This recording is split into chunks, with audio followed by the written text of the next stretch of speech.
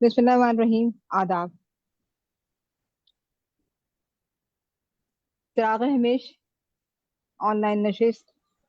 आज हमने गुफ्तगू चंद फन पारों के सिलसिले में अहमद हमेश की नज्म और अहमद हमेश का अफसाना मुंतखब किया है। और अहमद हमेश सन 60 की अरसे में अफसाने और नज्म दोनों हवालों से एक नागुज़ीर नाम, एक बड़ा नाम। अफसाना अहमद हमेश के बगैर मुकम्मल नहीं। नज्म नज्म सिर्फ नसी नज्म ही नहीं बल्कि आज़ाद नज्म, पाबंद नज्में भी कही हैं उन्होंने, तो उनके बगैर नज्म भी मुकम्मल नहीं। अब उर्दू अफसाना और उर्दू नज्म अहमद हमेश के बगैर मुकम्मल नहीं।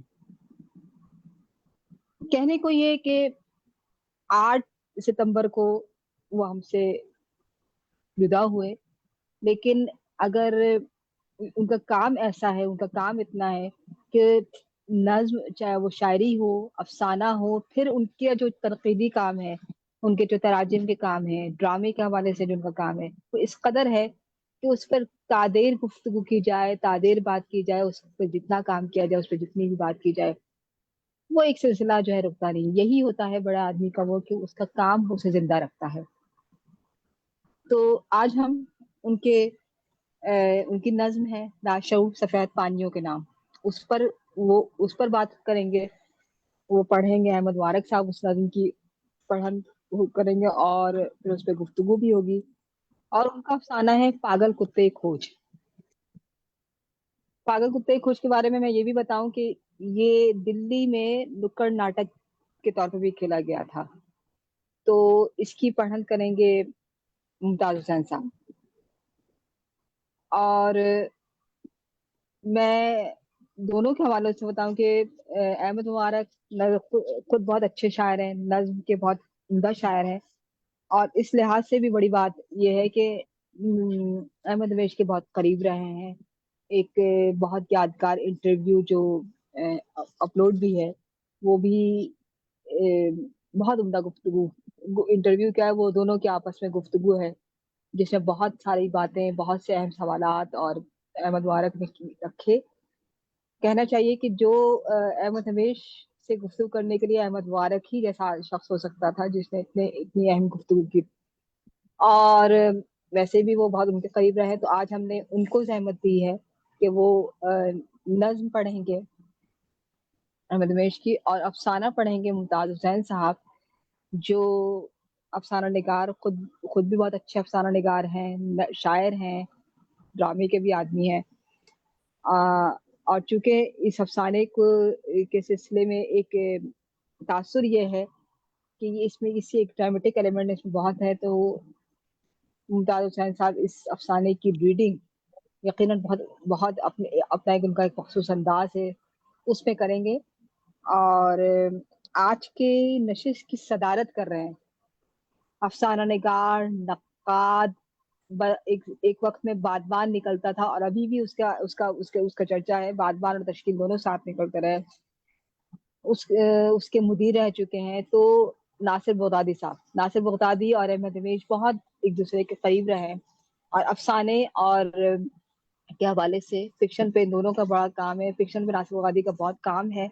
इसी तरह जब बादबान निकलता था तो उसके इदारिये भी ऐसे थे कि नासिर बगदादी उसको वो एक अलग ही उसकी उसकी वो है। नासिर बगदादी का अपना काम तनकीद के हवाले से बहुत अहम है। तो अहमद हमीज के हम असरों में रहे हैं। तो आज हमने उनको जहमत दी है कि वो आज की नशिश की सदारत करें। बहुत बहुत शुक्रिया। मैं आगाज कर रही हूँ नज्म से। अहमद हमीज की नज्म है इंजिला। साहिब सदर की इजाजत से उन लोगों से जो ये समझते हैं कि हर बात लफ्ज से शुरू होती है, मैं आज उनको छोड़ने आया हूँ, ठीक उस जगह पर जहां से कोई लफ्ज शुरू नहीं होता। صرف چند آنکھیں ہوتی ہیں ان آنکھوں کو رکھنے کے لیے جو ہوا میں ڈولتی ہیں. صرف چند آنکھیں ہوتی ہیں آسمان کے چھوٹے سے ٹکڑے کو اتار کر دیر تک گونجتی رہیں. صرف واہ چند آنکھیں ہوتی ہیں جو انتظار کرتی ہیں کہ کوئی ان میں اترے اور ان سے کہے کہ چلو ہم تمہیں پھر سے پیڑوں اور پرندوں سے آباد کر دیں. چلو پھر سے بے لوث محبت کی جلوتیں اور خلوتیں بخش دیں. سو یہ میرا قصہ ہے کہ میں نے اترنے کی روایت کا احترام کیا اور خود کو بھول کر دوسروں کا کام کیا. یہ واہ ابھاگ ان کا تھا کہ انہوں نے مجھے پہچانا نہیں. یہ ابھاگ ان کا تھا کہ انہوں نے مجھے پہچانا نہیں. میں کوئی اور راہ ہو لیتا پر دل مانا نہیں. میں بہت پاس سے گزرا تھا دل ہی دل میں جو عمر بھر لہراتی ہے زباں پر کبھی نہیں آتی. اس موسیقی کا لمس بن کے میں بہت پاس سے گزرا تھا اور میری آمد کے عرصے میں زمین کی آب و ہوا، نیکی و بدی، خوبصورتی و بدصورتی سب سے بے نیاز تھی، سراپا راز تھی. اور گیان ایک جاگے ہوئے دل کا نام تھا. سوالوں سے بے نیاز جواب ناتمام تھا. خدا سے ملتی جلتی آدمی کی محبت، بچھڑی بھی ازل کی نعمت. ہر چند کے حاصل ابد ہے اور بے نیاز نیک و بد ہے. پھر بھی نظر میں آدمی کے اوقات اور دنیا جو جنم و جاں کی حد ہے. اور حقیر راستوں میں تم مجھ سے شاعری کا مطلب پوچھتے ہو. میں نہیں بتا سکتا. میں کیوں بتاؤں؟ میں نہیں بتاتا. یہ قصہ میری دیہاتی آنکھوں، میرے دیہاتی دل کا ہے. جب بہت بہت گھنیری رات میں مسافر کے پاؤں تلے راستہ نہیں ہوتا، تب وہ کسی انوکھے ستارے سے راستہ پوچھتا ہے. تب کون سا اشارہ مسافر کے پاؤں کو تاریک کر دینے کی شرط بتاتا ہے. پیڑ کی پلنگی پہ مہوکا بولتا ہے. پانی کی زبان جاننے والے ٹٹھیری کی چونچ سے دن نکلتا ہے. تم نہیں بتا سکتے. تم نے کبھی بھی نہیں بتایا. تم کبھی نہیں بتاؤ گے. تمہاری آبادیاں کال میں مرے ہوئے لوگوں کی بد دعائیں ہیں. ماضی، حال، مستقبل، واہ کیا تین بات اندھے فقیروں کی صدائیں ہیں. تمہاری آبادیاں کال میں مرے ہوئے لوگوں کی صدائیں ہیں. ماضی، حال، مستقبل، تین اندھے فقیروں کی صدائیں ہیں. میں تم واہ میں شامل سفر ہوں، مگر پناہ مانگتا ہوں، اپنی اجل کو ڈھونڈتا ہوں. اور جو اپنی اجل کو ڈھونڈتا ہے تمہاری دنیا اس کا کچھ نہیں بگاڑ سکتی. مگر میں ایسے صدائے بے اثر میں ہوں کہ جس کی ہر صدا بے اثر ہے. اور خدا سے کر چکے جو کلام، وہ کلیم اپنی بازگشت چھوڑ کے چلے گئے. اور خاک باز گشت اڑ رہی ہے اقتباس میں. اور وہ خاموشی تھی جو مہان آتما کا رمز تھی. اور اس کی آنکھ سبز تھی. پھر بھی سوچ کے جی ڈرتا ہے. جانے والے آنے والوں کو ایسی ہی آس دلاتے ہیں. ہاتھ نہیں آتی پھر بھی امرلتا.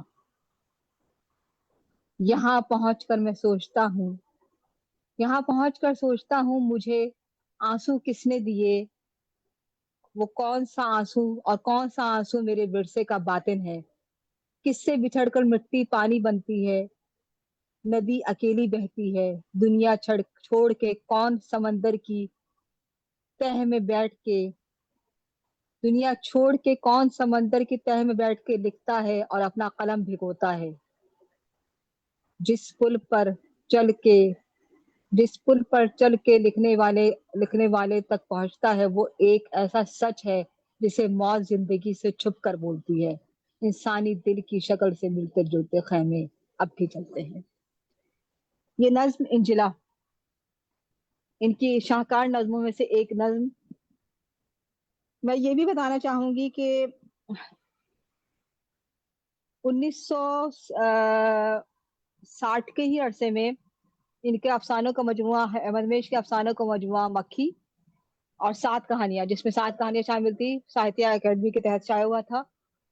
پھر 1990 کے عرصے میں ان کے افسانوں کا مجموعہ دوسرے افسانوں کا کہانی مجھے لکھتی وہ آیا۔ اس کے بعد ہمیش نظمیں، ان کی نظمیں، جس میں نظمیں ہی ہیں، غزلیں بھی کہیں احمد ہمیش نے، لیکن وہ کم کہیں ہیں۔ اب ایک تیاری یہ ہے کہ ان کی افسانوں اور ان کی جو نظمیں جو ہمیش نظمیں اور کہانی مجھے لکھتی اور مکھی میں شائع نہیں ہوئی، ان کے افسانے وہ ایک کلیات کی صورت میں تیار ہو رہے ہیں، اور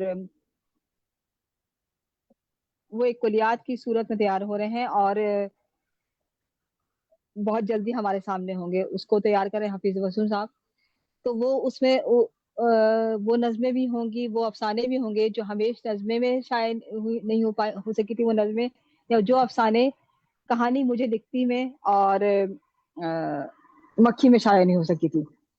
اس طرح سے یہ کام انشاءاللہ بہت جلدی ہمارے سامنے ہوگا۔ اسی طرح ان کے تنقید کا کام بھی اس پہ بھی کام ہو رہا ہے۔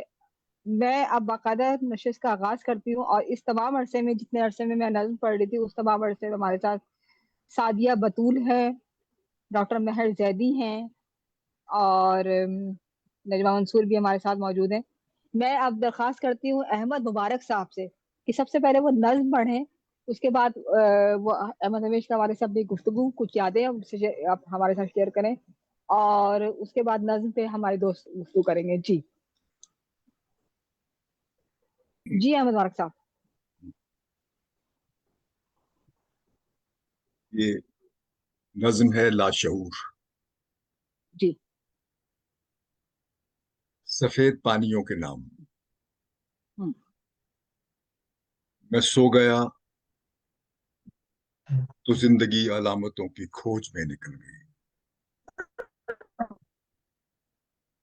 میں سو گیا تو زندگی علامتوں کی کھوج میں نکل گئی، پرانے زاویوں کی دھول جسم پر ملے ہوئے، بہت نراش سینکڑوں برس کے گیت گھاٹ گھاٹ پھیلتے سفید پانیوں کے بیچ گھولتی چلی گئی۔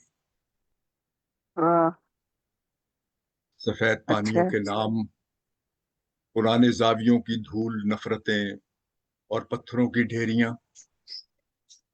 اداس پاؤں تھک گئے، نہ جادوؤں کی بھیڑ تھی، نہ لوگ تھے جو دھات کے بنے ہوئے حصار میں گھرے ہوئے بکھر گئے۔ واہ۔ نشان، کانپتے نشان کھو گئے۔ وہ گاؤں اور گاؤں کی ندی پہ ایک پل کے جیسے آئینے پہ سنگترے کی سرخ کاش، بارہا جو دھوپ میں چمک اٹھی، وہ بارشوں سے دھل گئی۔ کبھی سفید پیالیوں کے گرد جو بندھے ہوئے سیاہ تار دیر تک صدائیں دے کے کٹ گئے، تو موسموں کے سائے بھی گزر گئے۔ زمین اپنے آنسوؤں سے بھیگتی چلی گئی۔ ہوا چلی تو دور دور دھند سے اٹے ہوئے گھروں کی مون بستیوں میں فاصلوں کے تیز سنکھ بج اٹھے۔ جہاز کوئی آ رہا ہے پانیوں کو چیرتا، وہ آ گیا، مگر یہاں کی بستیوں میں کون ہے جو آس کی شکھا لیے سپاٹ سرد ریت پر کھڑا رہے۔ क्या बात। मगर यहाँ की बस्तियों में कौन है जो आस की शिखा लिए सपाट सर्द रेत पर खड़ा रहे, कोई नहीं, कोई नहीं। तो क्यों ना बुझी हुई दिशाओं को समेट लें, तो तो क्यों क्यों ना ना आप और सो रहे सो रहें, वाह। वाह। तो क्यों, तो वाह। क्यों ना और सो रहे। बात यह है वाह। कि बहुत उम्दा, बहुत उम्दा। 1000 रातें गुले मुराद खिला है 1000 साल के बाद, चमन का वरना रिवायात पर गुजारा था। मतलब मुझे 1000 अल्फ लैला की तरह वो रातें याद आती हैं जब मैं रात 11 बजे अपने घर से निकलता और अहमद हमीश साहब के यहाँ आता। एंजला या कभी फरीद चाय ले आते, चाय तो आती ही थी। और उन रातों का एक ऐसा गंभीर तासुर कायम हो जाता जो उसका फसूं रात के पिछले पहर के जरा से तुलू होने से पहले ही टूटता, मगर वो मैं अपने दिल में साथ साथ लिए घर की तरफ रवाना हो जाता। तो मैंने देखा कि अहमद हमेश ने कभी अदब की जो कुनाह है, उस कुनाह में जो उसकी असली हकीकत है, उसके इर्द गिर्द कोई गुफ्तगू कभी नहीं की। लेकिन उन्होंने हमेशा पस्त को, झूठ को झूठ कहा। और वो लोग जो जो अदब में किसी भी रास्ते से दाखिल होते हैं, बहुत से रास्ते हैं अदब में दाखिल होने के, उसमें समाजी तकल्लुफात को बरतते हुए, इस्तेमाल में लाते हुए बहुत सी तकरीबात, अदब में तर्जुमे के जरिए आ जाना, अदब में किसी गुफ्तगू के जरिए दाखिल होने की कोशिश करना। मगर जो हकीकी अदीब है वो, उसका इन बातों से कोई सरोकार नहीं होता। वो उन दुख और तकालीफ को जो अ, बज़ाहिर दोस्त उन्हें पहुंचाते रहे, उनको मैं उनके साथ साथ ही झेलने की कोशिश करता। मैंने देखा कि नज्म में, उनकी नज्म ने मुआशरे को शशदर कर दिया था। मैं देखता था कि लोग उन्हें कॉर्नर करने के लिए मुख्तलिफ हथकंडे आजमाते थे, लेकिन उनकी नज्म पर कोई गुफ्तगू नहीं करता। और उनकी नज्म में क्या है, वो क्या कहना चाह रहे हैं, उस नज्म की जो, उसका जो भरपूर एक नज्म का तासुर, तासुर कमजोर लफ्ज है, लेकिन वो उस नज्म को नज्म बनाने के लिए उनके पास न सिर्फ ख्याल, जो रिवायत पे कारी वार करते हुए, मतलब रिवायत के दो टुकड़े किए, उसके से बीच में से निकले और उन्होंने वो उस आसमान को छू लिया जो मुंतजर था सामने। और न सिर्फ ये, बल्कि उनके पास संस्कृत और वो जिस इलाके से में उनकी बुदोबाश थी, और फिर जिस, जहाँ, जब वो यहाँ आए कराची में, अगर मैं सोचता हूँ कि उन्हें इतना ज्यादा शिकस्त देने के लिए, मैं मजालिम ही कहूंगा, वो ना किए जाते, जो दोस्तों ने, मुआशरे ने, उन सब तंजीमों ने वफा रखे, तो ये शायर बहुत ज्यादा इकदार में हमें अदब का वो तोहफा दे के जाता जिस पर हम अभी गुफ्तगू कर रहे हैं। उनकी नज्म में एक तजरीद, एक ऐसी सूरत निकलती है जो महज तजरीद नहीं रहती, कि वो एक बेमानी या लायानी सूरत हाल इख्तियार करे, या कुछ कहने की तलब में, जैसे इन्फेचुएशन होती है। कुछ शायरों को इल्जाम होता है कि मसलन वो शायर हैं, तो लिहाजा उन्हें शेर कहना है। अब वो उस शेर पे, उस शेर में क्या क्या है, ان کے جونیئرز کا کیا ہے اور سینئرز کا کیا ہے اور کلاسک سے کیا اٹھایا ہے وہ، ایسی کوئی بات احمد ہمیش کیا نہیں تھی. اتنی خالص اور ندرت کے ساتھ، اتنی تازہ کاری، اتنی شفاف، اتنا جینون اور اتنا اپنا لفظ، اور جس کے بلبوتے پر وہ کھڑے رہے اور ان کا اعتماد، اسی شے نے ان کو وہ اعتماد دیا. ان کی پوری شخصیت اس قدر سچی تھی، مثلا لین دین کے معاملے میں اس قدر وہ سچے اور کھرے انسان. اور کلام کے بارے میں یہ بات درست ہے کہ ان کی یہ کمزوری تھی کہ انہوں نے اپنی سادگی اور اپنی حلیم طبعی کی وجہ سے انہوں نے بے شمار ایسے عناصر کو انٹرٹین کیا جو انہیں نہیں کرنا چاہیے تھا، مگر کیا کرتے. معاشرے میں یہ بھی ہے کہ آدمی مکمل ظہور پذیر نہیں ہو سکتا. معاشرے میں اس کا ظہور کہیں نہ کہیں پرشکست رہتا ہے، اس کا کچھ حصہ اوجھل رہ جاتا ہے، جسے باوجود کوشش سے اس کو پیچھے رکھ دیا جاتا ہے، یا اس کو وہ پنپ نہیں سکتا پورا 100% کوئی شخص پنپنے کی کم ہی مثالیں نہیں ہوگی مجھے تو یاد. بہرحال احمد ہمیش کی مثال یہ ہے کہ یہ نظم ابھی اینجلا نے جو نظم سنائی، پھر ان کی وہ نظم میری بیٹی جو اس انٹرویو میں انہوں نے کمال محبت سے عنایت کی تھی. تو بات یہ کہ ایسے شاعر پر گفتگو بھی بے معنی ہو جاتی ہے. مثلا کیا گفتگو اس نظم کے بعد کیا گفتگو کریں گے آپ؟ اس نظم کا کہ گرینجر میں اس نظم کے طلسم وہ اپنے حصار میں رکھتا ہے، وہ صبح سے شام تک اس نشے میں آپ کو ڈال دے گا. اس نظم کی لائنیں آپ کو ساتھ ساتھ لیے جائیں گی. مثلا جہاز کوئی آ رہا ہے دور پانیوں پہ تیرتا ہوا وہ آ گئے. اس لائن کو پوری نظم میں اس لائن کو لگا ہی نہیں کھاتی تھی جس طرح نظم آ رہی تھی. مثلا وہ سنگترے کی سرخ کاش جو دھوپ کی کرنوں سے چمک جاتی ہے، سبحان اللہ سبحان اللہ.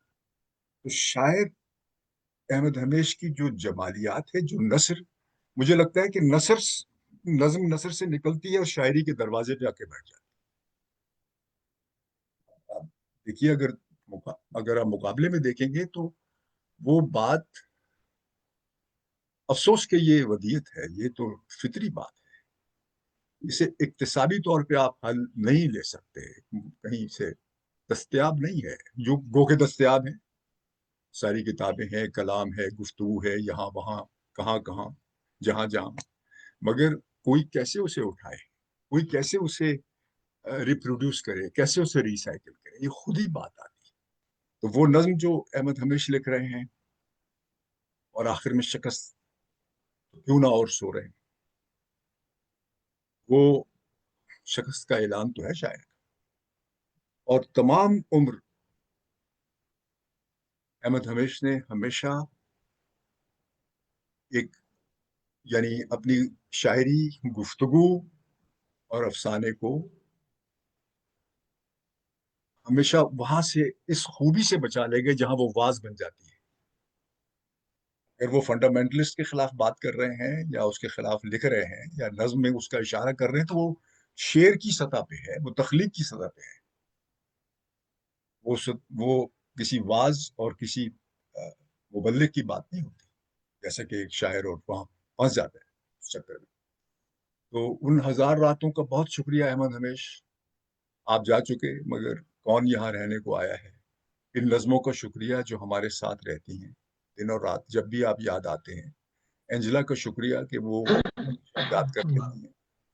اور ان دوستوں کا شکریہ جو آ جاتے ہیں اس بات پر. کہاں ہے ایک شام یاد آتی ہے، آرٹس کونسل میں ہم بیٹھے تھے تو یاور مہدی آئے پیچھے سے، انہوں نے ہاتھ رکھا، انہوں نے کہا ممبرشپ کے لیے. میں نے کہا یاور بھائی، تو آرٹس کونسل وہ عمارت نہیں ہے، آرٹس کونسل تو یہ ہے جہاں یہ سب لوگ بیٹھے ہیں، یہ احمد ہمیش ہیں اور چند دوسرے دوست بیٹھے تھے، خالد علی تھے سب. اس طرف آڈیٹوریم میں ایک ڈرامہ چل رہا تھا جس میں سینکڑوں کا بلا مبالغہ مجمع تھا، قطار میں لوگ کھڑے تھے، 1,000 روپے کا ٹکٹ لے رہے تھے. اس طرف اندھیرا تھا درخت میں، جہاں تو خیر وہ شان و شوکت اس عمارت کو حاصل ہو گئی، اور کہیں درخت کے نیچے ہم بیٹھے چائے پی رہے تھے، اور بہت اداس رات تھی اور بھیگنے کو تھی. تو میں نے دیکھا کہ ان دو اصحاب کی آنکھوں میں بہت اداسی تھی قیامت کی. انہوں نے اس طرف دیکھا اور کہا کہ 1000 روپے کا ٹکٹ. یعنی ایک قوم، ایک معاشرہ اپنے جلوم میں مسخرے کو بٹھائے 1000 روپے کا ٹکٹ لے کے وہاں جا رہا ہے، اور 2 آدمی اس طرف نہیں آئے جو یہاں میز پر بیٹھتے کہ آپ کون ہیں. اس سرد ناخوشگوار رات میں آپ اندھیرے میں بیٹھے کیا بات کر رہے ہیں؟ کون سی نسل انسانی نفسیات کی وہ کون سی پیچیدہ گرہ کھولنے کو ہیں آپ؟ احمد ہمیش، ہم آپ کو سننے آئے. آپ بات کیجئے، ہم انگوش ہیں. ان 1000 راتوں میں کم ہی بولا. میں نے سوال ہی کیا ہو، اور تو یہی کرے گا. تو بات یہ ہے کہ وہ ایسے لوگ ہیں جن کی کہی ہوئی بات، لکھی ہوئی بات جو ہے، بس اسی میں رہنا چاہیے، اور اس میں اس کی جو لذت ہے وہ دائم ہے. بہت شکریہ.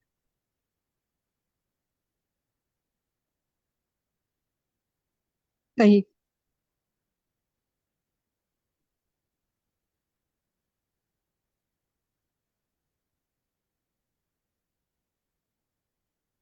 ٹھیک.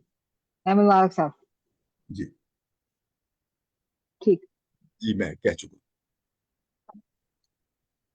وہ گاؤں اور گاؤں کی ندی پہ ایک پل کہ جیسے آئینے پہ سنگترے کی سرخ کاش، بارہا جو دھوپ میں چمک اٹھی. اچھا، جو یہ تراکیب ہیں، اور ایک بات جو ان کے حوالے سے کہی جاتی تھی کہ وہ اپنی نظم میں ہندی تراکیب کا بھی بہت استعمال کرتے تھے. بعض دفعہ اس طرح سے بھی یہ بات کہی گئی، تنقیدی سطح پہ بھی بات کہی گئی کہ وہ ہندی تراکیب کو لاتے تھے، اور کیوں لاتے تھے اس کو سوال بنایا گیا. دیکھیے، جبکہ میری رائے میں شاعری اس بات کی پابند نہیں، اس بات سے وہ نہیں ہے، یا تخلیق کہ دوسری زبان کا لفظ کیوں نہیں اگر وہ لفظ اپنی جگہ ایک پوری خوبصورتی سے آ رہا ہے تو اس کو آنے دینا چاہیے. لیکن انجلا، اس پر ملول ہونے کہنے. کی ضرورت نہیں جی ہے. میں معافی کے جی جی. ساتھ عرض کرتا ہوں کہ ابھی میں نے اپنی جو بھی میں کہہ رہا تھا اس میں نے کہا کہ جس خطے سے آپ اٹھ کے آئے، جہاں کی بود و باش ہے، وہ خمیر، اسی مٹی، وہی آہنگ، وہی زبان لے کے آپ آئیں گے نا. آپ یہاں پر کوئی مثلا اگر آپ سندھ کے ہوتے تو اس میں سندھی جیسے شیخ ایاز ہیں، وہ ان میں آپ دیکھ سکتے ہیں کہ وہ جو پنجاب سے آ رہا ہے، آج تک وہ پنجاب ہی کی صورتحال میں اردو کو برت رہا ہے، اور اسی تلفظ میں اور اسی طرح میں آئے گا. تو وہ کہاں سے لے کے آئے گا؟ تو یہ جو اعتراض ہے وہ لوگ کر رہے ہیں، جیسے کہ میں نے عرض کی، جب بھی کسی ایسی ساخت پر بات ہو جو کہ جینون ہے، یعنی وہ اس شاعری کو عمدگی کی صورت نہیں دے رہی، یا اس افسانے کو نڈھال کر رہی ہے، تو ہم کہہ سکتے ہیں کہ ہاں بھائی، اس لفظ نے یا اس ترکیب نے یا اس لہجے نے اس کو نقصان پہنچایا. لیکن جو اس کو، جیسے آپ نے کہا کہ اس کو کہیں کسی بلندی پر اٹھا کر ایک بڑی شاعری یا بڑا استعارہ جنم دے رہی ہے، تو وہ جو بات کہہ بالکل رہے ٹھیک. ہیں وہ بات انہیں کے خلاف جاتی ہے، انہیں کے منہ پر پڑتی ہے. تو ایسی باتوں سے بالکل نکل کے آگے روانہ ہو جانا چاہیے، اور بس اس کا کوئی جواب نہیں ہے. بالکل صحیح. ٹھیک ہے. ٹھیک ہے. اس نظم پہ گفتگو بھی ہوگی.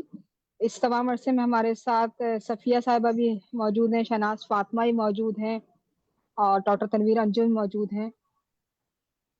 ناجیہ احمد بات کرنا چاہ رہی ہیں. جی ناجیہ.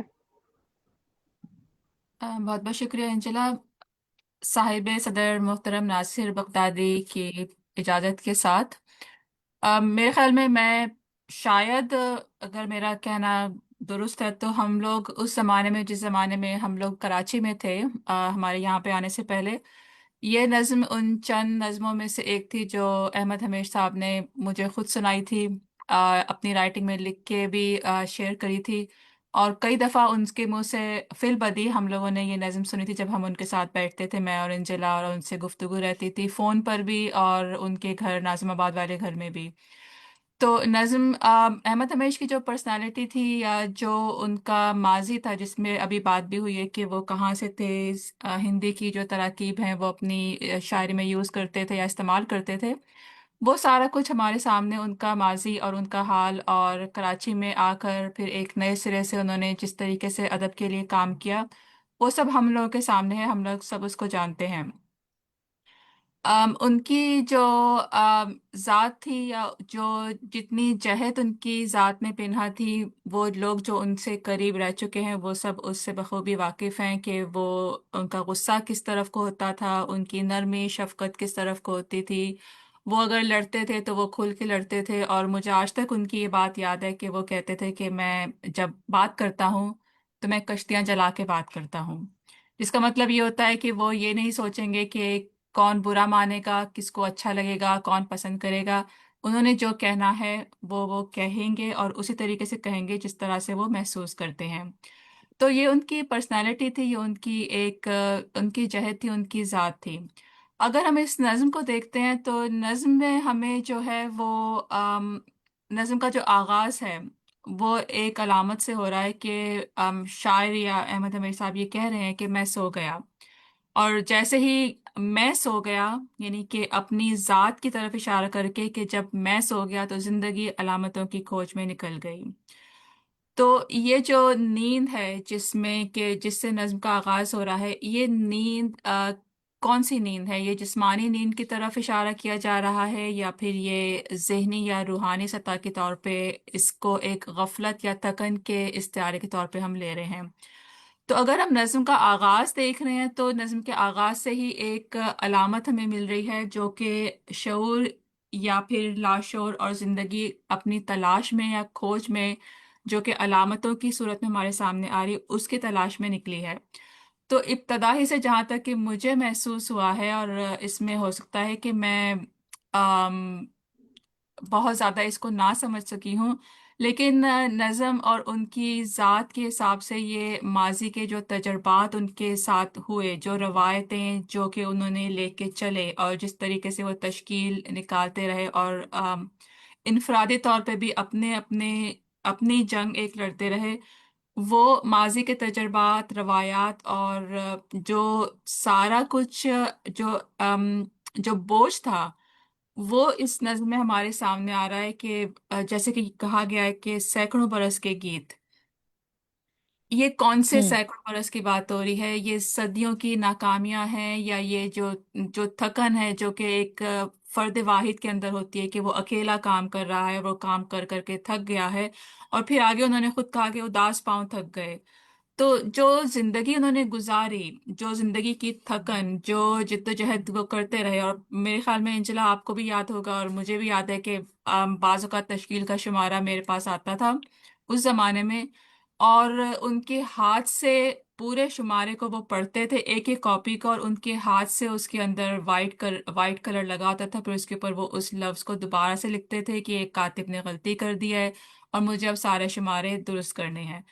तो ये एक फर्द वाहिद का काम था जो वो करते थे, और वो बैठ के करते थे, और वो शुमारे फिर हमारे पास आते थे, जिसमें कि वाकई एडिटिंग उस तरह से होती थी जिस तरह से आज हमें, तो आज तो बहुत अच्छे तरीके से एडिटिंग हो रही है, लेकिन उस वक्त वो खुद बैठ कर एक एक शुमारे को पढ़कर और उसको करेक्शन करके फिर वो आगे भेजते थे।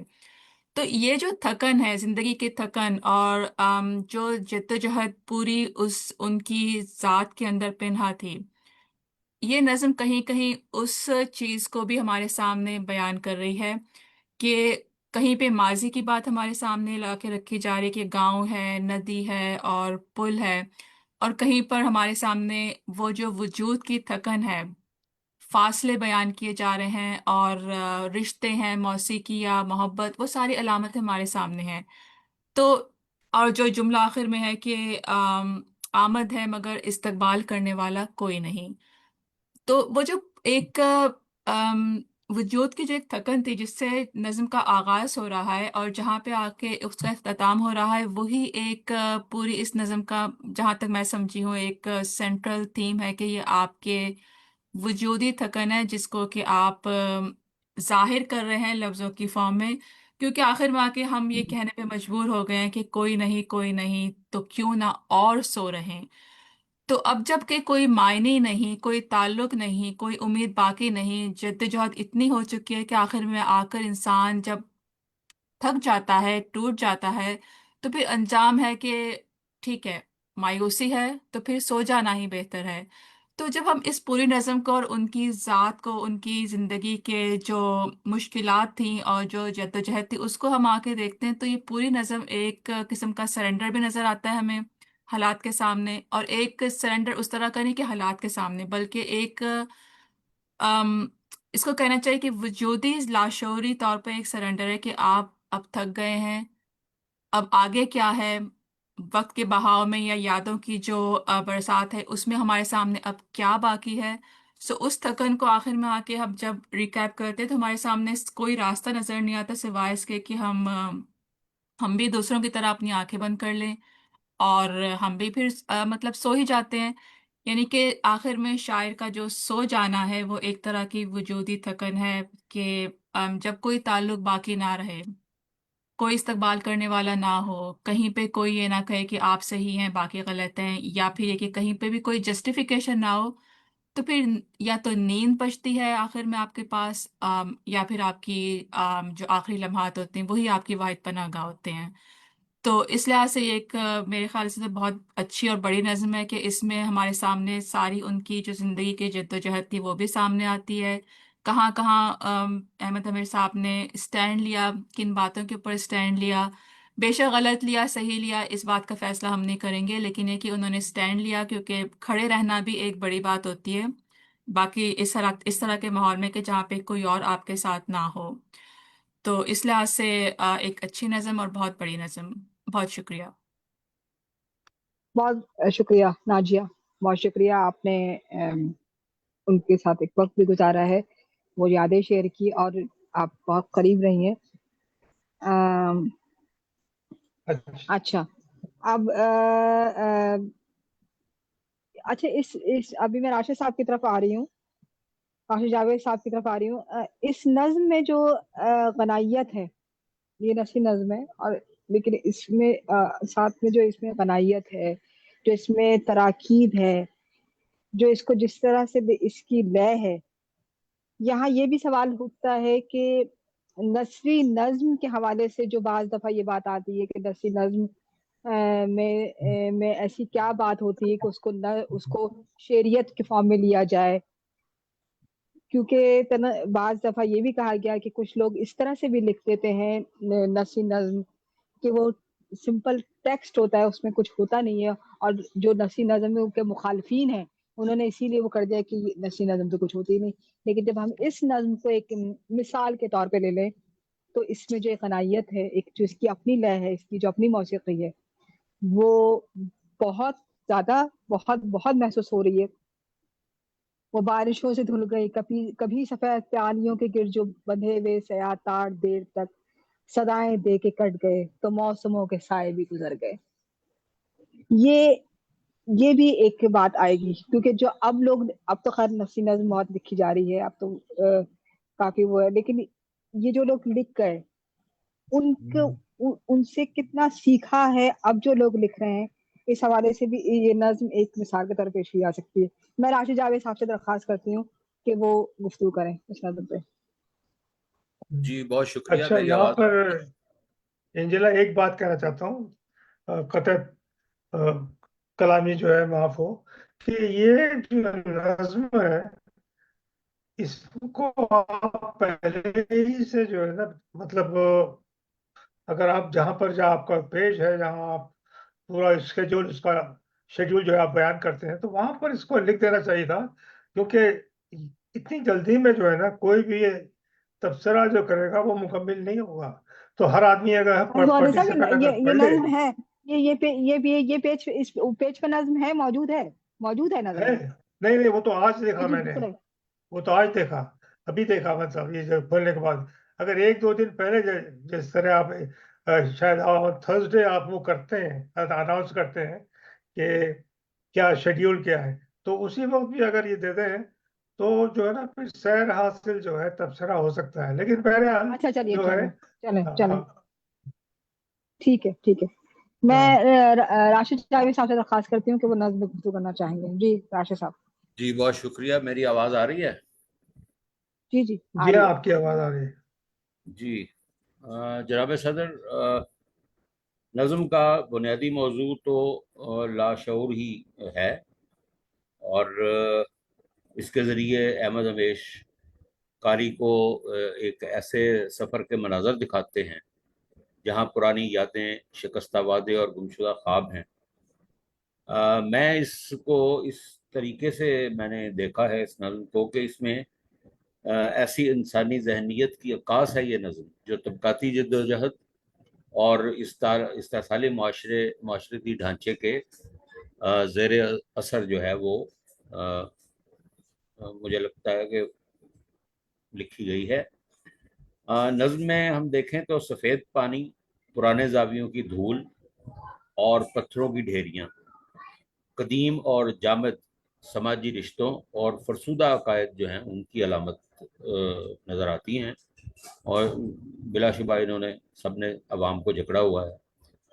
اور دھات کے بنے ہوئے حصار، سرمایہ دارانہ نظام کی بے رحم اور غیر انسانی مشینری کی طرف اشارہ ہے جس میں انسان محض ایک پرزہ بن کر رہ گیا.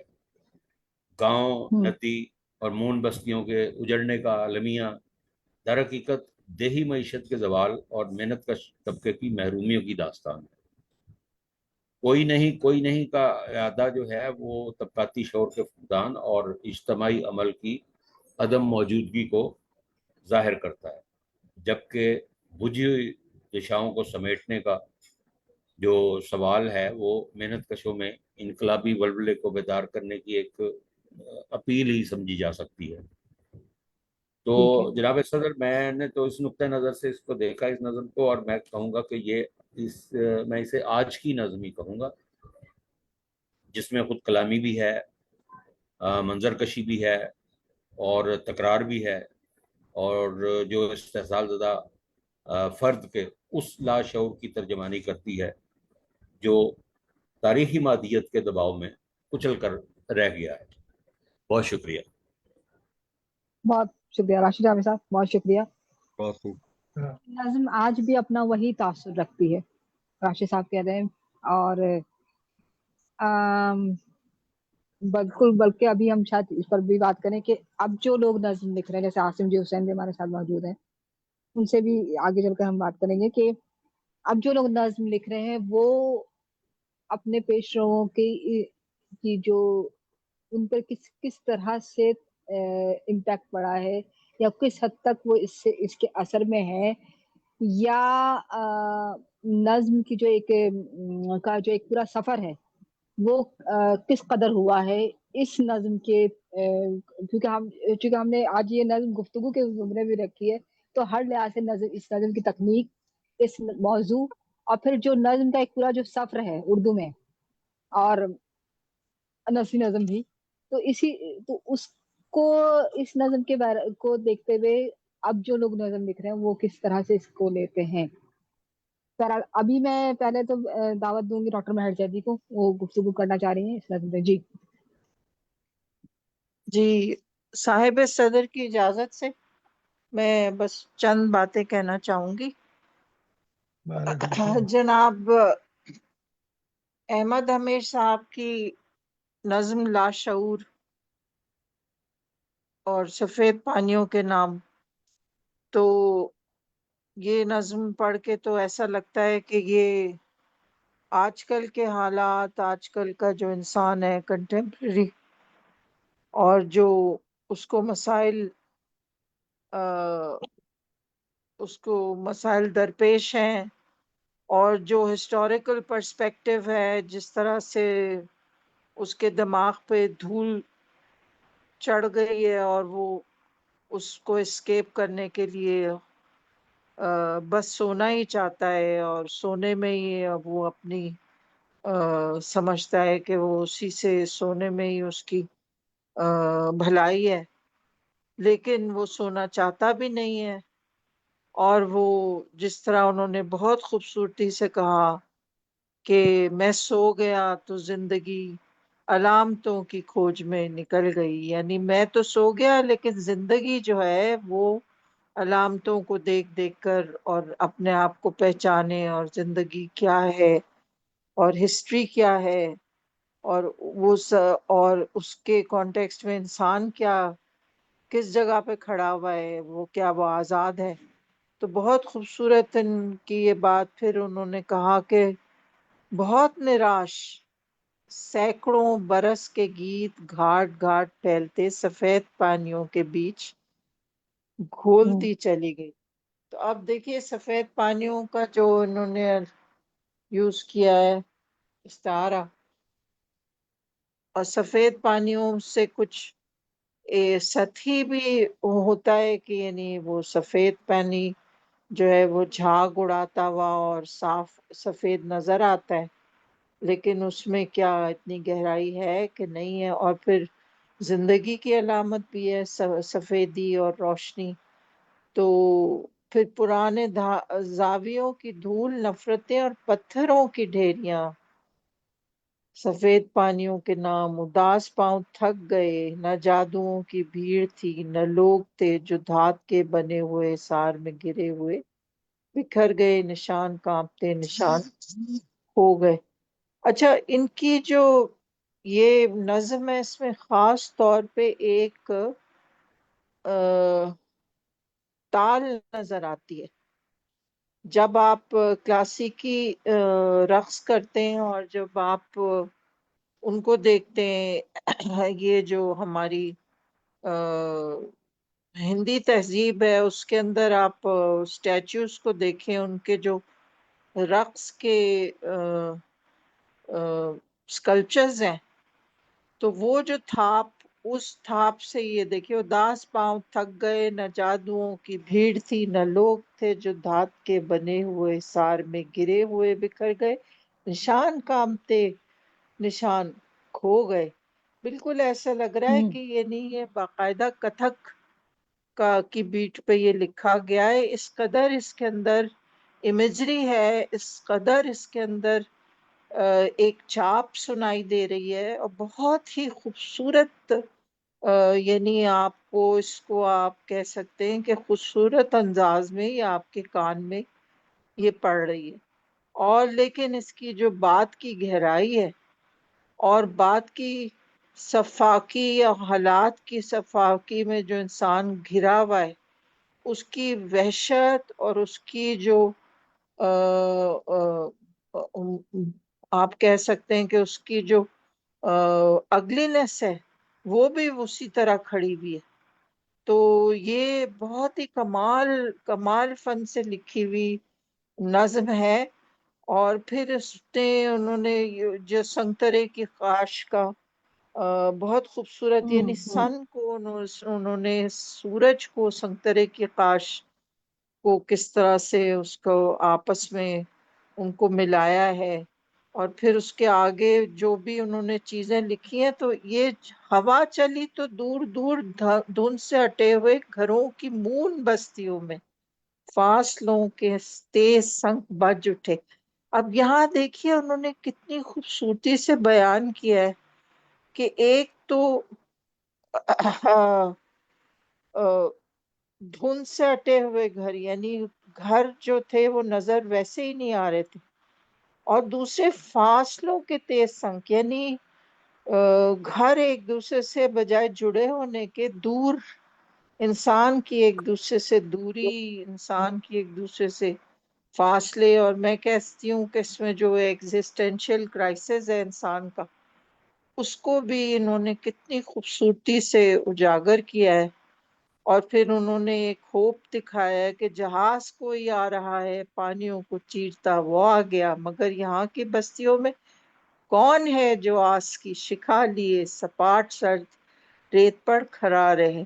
تو اب دیکھیے انہوں نے جو جہاز کو علامت بنایا ہے کہ وہ کس طرح سے جہاز آ رہا ہے، یعنی جہاز اب ہم دیکھتے ہیں یہ کتنا کنٹمپریری، یعنی کتنا فیکچول انہوں نے یہ ایپسٹیمک یہ بات بتائی ہے کہ جہاز گڈز لے کے آتا ہے، ایک طرح کا ہوپ ہوتا ہے کہ لوگ آ رہے ہیں اور سامان آ رہا ہے، اور ایک تجارت جو ہے ایک طرح سے انسانی بقا کے لیے اور معاشرت اور معیشت دونوں کے لیے کتنی پرومسنگ اور ہوپ ہوتی ہے، لیکن پھر اگلے ہی اس میں کہتے ہیں کوئی نہیں کوئی نہیں، تو کیوں نہ بجھی ہوئی دشاؤں کو سمیٹ لیں، تو کیوں نہ اور سو رہیں۔ تو پھر یہی ہے کہ پھر انہوں نے یہ بتایا ہے، اور ابھی اس وقت بھی ہماری بھی یہی حالت ہے کہ ہم ہوپ سے ایکسپیکٹ تو کرتے ہیں، خوش بھی ہوتے ہیں، لیکن پھر ہم دیکھتے ہیں کہ یہ ہم اس سے استفادہ نہیں کر سکتے،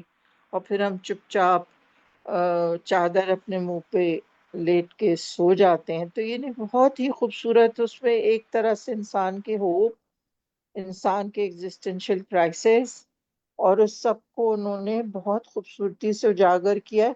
اور یہ نظم جو ہے نا، یہ ہر ٹائم کے لیے، اور میں کہتی ہوں کہ جو آج کل کا انسان ہے اس کے لیے یہ نظم جو ہے، یہ نظم کبھی ختم نہیں ہوگی، مطلب یہ نظم کبھی پاسٹ کی نظم نہیں ہوگی، اور یہ ہر ٹائم پہ یہ اسی وقت کی نظم رہے گی، اور one of the most beautiful. ان کی تو خیر ہے ہی نظم بہت خوبصورت، لیکن میرے خیال میں اردو شاعری میں شاید نظموں میں سے ایک بہت بڑی نظم یہ احمد ہمیش صاحب کی نظم جو ہے لاشعور ہے، اور اس میں لاشعور کی اہمیت اور شعور اور لاشعور کے درمیان جو فرق ہے اس کی اہمیت کو انہوں نے بہت خوبصورتی سے اجاگر کیا ہے۔ شکریہ۔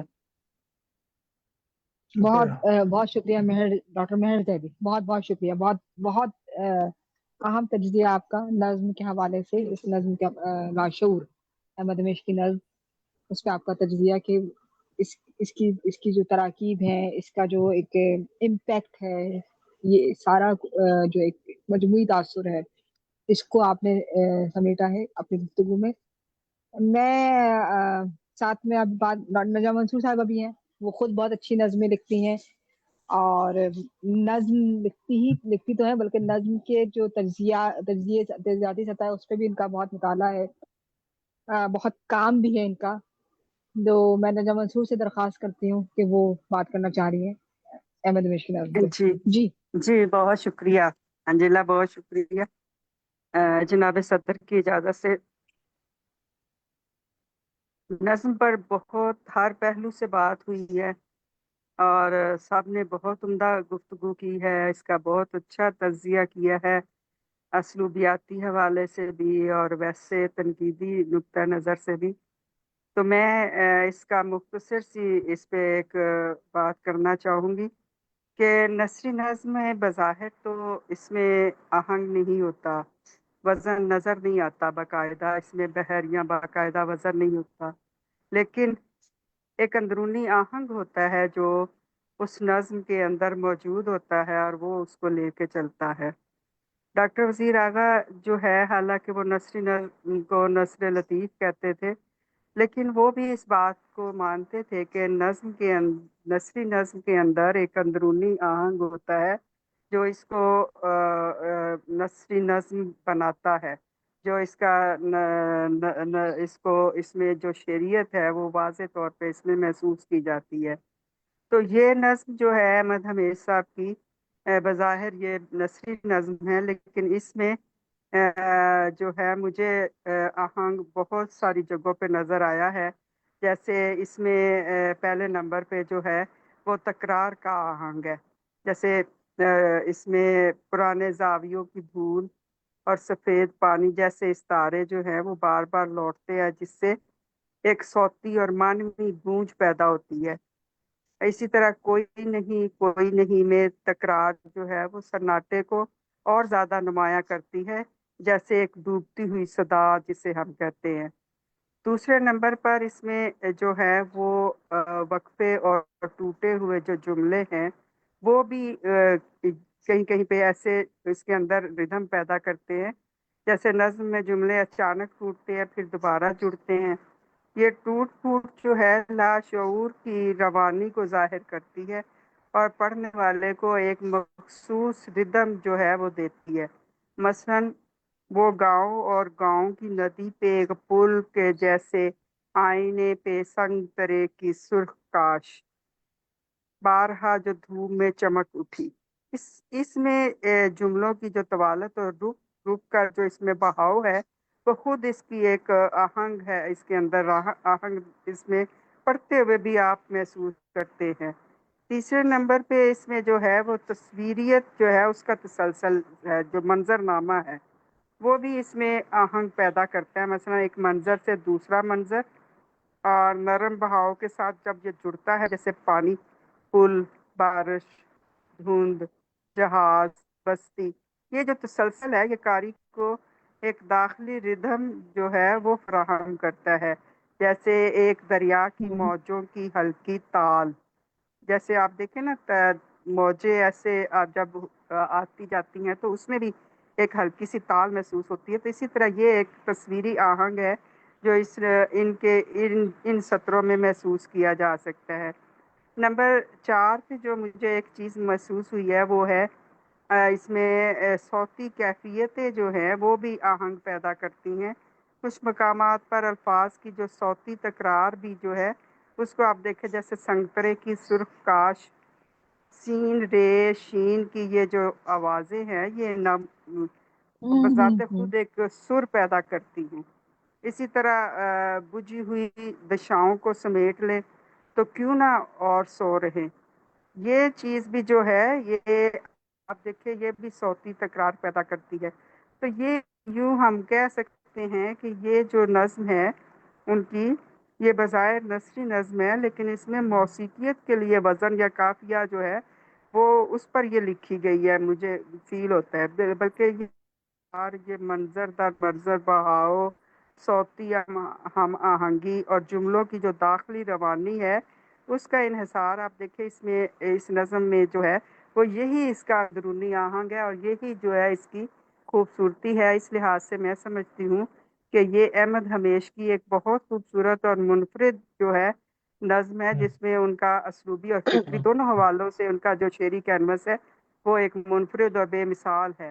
اور میں اسے ان کی ایک خوبصورت اور بہترین نظموں میں شمار کرتی ہوں اور یہ میری پسندیدہ نظموں میں شامل ہیں. میں جو ہے اس پہ مزید بہت سی بات کر سکتی ہوں لیکن کیونکہ وقت کم ہے تو باقی لوگوں نے بھی ابھی بات کرنی ہوگی، تو انشاءاللہ اس پہ میں ضرور ایک بہترین تجزیہ لکھوں گی. بہت شکریہ.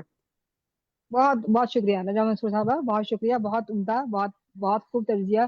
اچھا یہی بات میں ابھی تھوڑی دیر پہلے وہ کر رہی تھی کہ اچھا نظم کا جو انجلا، لمحہ میں ہے. بھی کچھ کہنا چاہتا ہوں، آپ اگر اجازت ہے تو. جی جی جی، میں آپ ہی کی طرف آ رہی ہوں، میں آپ کی طرف آ رہی جی ہوں، آپ کی طرف آ رہی ہوں جی جی کیونکہ آپ دیکھیے، کی صدارت ہے تو میں پہلے نہیں آپ صدارت تو پارٹس. اس کو بے تکلف آپ میٹنگ سمجھیں کیونکہ ٹھیک ہے. فارمیلٹی. اچھا ٹھیک ہے. اچھا دیکھیں، میرا ساتھ رہا ہے ہمیش کے ساتھ بہت پرانا، میرے خیال میں کچھ جی 40-50 سال کے قریب. اور جہاں تک اس نظم کے متعلق میں کہوں گا، اپنے جو ساتھ رہا ہے اس کے متعلق کسی اور وقت، کہ یہ نظم دیکھیے انہوں نے ہمیش نے بہت ہی جو ہے معنی خیزیت کے ساتھ اس کا نام لاشعور رکھا ہے. دیکھیے لاشعور اور شعور کے ساتھ کا فرق تو یہی ہے نا کہ شعور تو رواں دواں رہتا ہے اور جو کچھ وہ پک اپ کرتا ہے وہ لاشعور کا سرمایہ بن جاتی ہے. تو یہ اپنے ماضی کو دوہرا رہا ہے شاعر. جیسے ہمیش میں، شاید تمہیں بھی معلوم ہوگا، تم تو گھر میں رہتی تھی ان کے ساتھ، تو وہ جو ہے اس کو زاد بوم جہاں یہ پیدا ہوئے ہیں، اس نے تو یہ اپنی انٹرویو میں یہ بھی کہا تھا کہ جو بادبان میں چھپا تھا کہ میں اپنی مٹی سے اتنی مجھے محبت ہے کہ اس مٹی کو میں نے رکھا ہے تاکہ وہ بھی مٹی جی بالکل میرے ایسا ہی تھا، ساتھ قبر ایسا ہی تھا. ہاں ہے. میں ٹھیک کہہ رہا ہوں کیا؟ بالکل ایسا ہی، تو وہ یہ مٹی ان کے ساتھ تھی. ہاں، تو یہ جو ہے اس کا مطلب ہے کہ وہ ہمیش کی کوئی بھی ہو، چاہے وہ نثری نظم ہو یا افسانہ ہو، उससे आप उनकी शख्सियत को जुदा नहीं कर सकते। कहीं ना कहीं पर वो पुरानी यादें जो है वो अपने से जुदा नहीं करना चाहता है, या हो सकता है कि वो खुद उनकी वजूद का एक हिस्सा बन गई हो। तब आप देखें कि बाद में इसमें वो बयान है, माजी का ही बयान है, और उससे वो लुत्फ अंदोज भी होते हैं। फिर बाद में महसूस होता है कि वो चीज़ अब नहीं है, तो इसमें फिर बेजारी आ जाती है, थकन भी आ जाती है, और जो मिस करने का जो अंसर है वो भी शामिल हो जाता है। तो जिसकी वजह से वो कहते हैं कि अब इसको जाहिर है क्या है, तो इससे बेहतर है कि अब उस सारे बहस को छोड़ो और जाके सो जाओ, क्योंकि इसका हल ये है कि जो चीज़ आपको मिल नहीं सकती है, तो उसके लिए बेहतर ये है कि ना सोचे आदमी, और वो थकन से चूर होने के बाद बेजारी के एहसास के साथ कि दुनिया ने क्या किया उनके साथ, कि जो चीज़ थी, यादें थी, वो भी छीन ली, तो नतीजा ये है कि वो सोने को तरजीह देते हैं। बस यही चंद चंद चीज़ें मैं कहना चाहता था। ठीक है, ठीक है। अच्छा, यहाँ मैं चूंकि हमारे जो चैट बॉक्स है जूम का, उस पे भी गुफ्तगू, उस पे भी लोग अपनी राय का, जो हमारे पार्टिसिपेंट है वो बात कर रहे हैं। इस नज्म के हवाले से डॉक्टर तनवीर अंजुम लिख रही हैं कि ये नज्म बहर में है तो इसे नस्री नज्म नहीं कहना चाहिए। ये भी एक बहस है।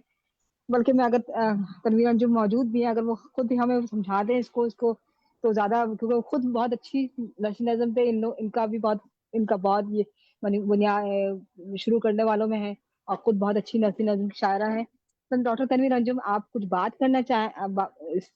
हम हमें हमें समझाइए, हम तो सीखने वालों में। जी कहिए डॉक्टर तनवीर अंजुम।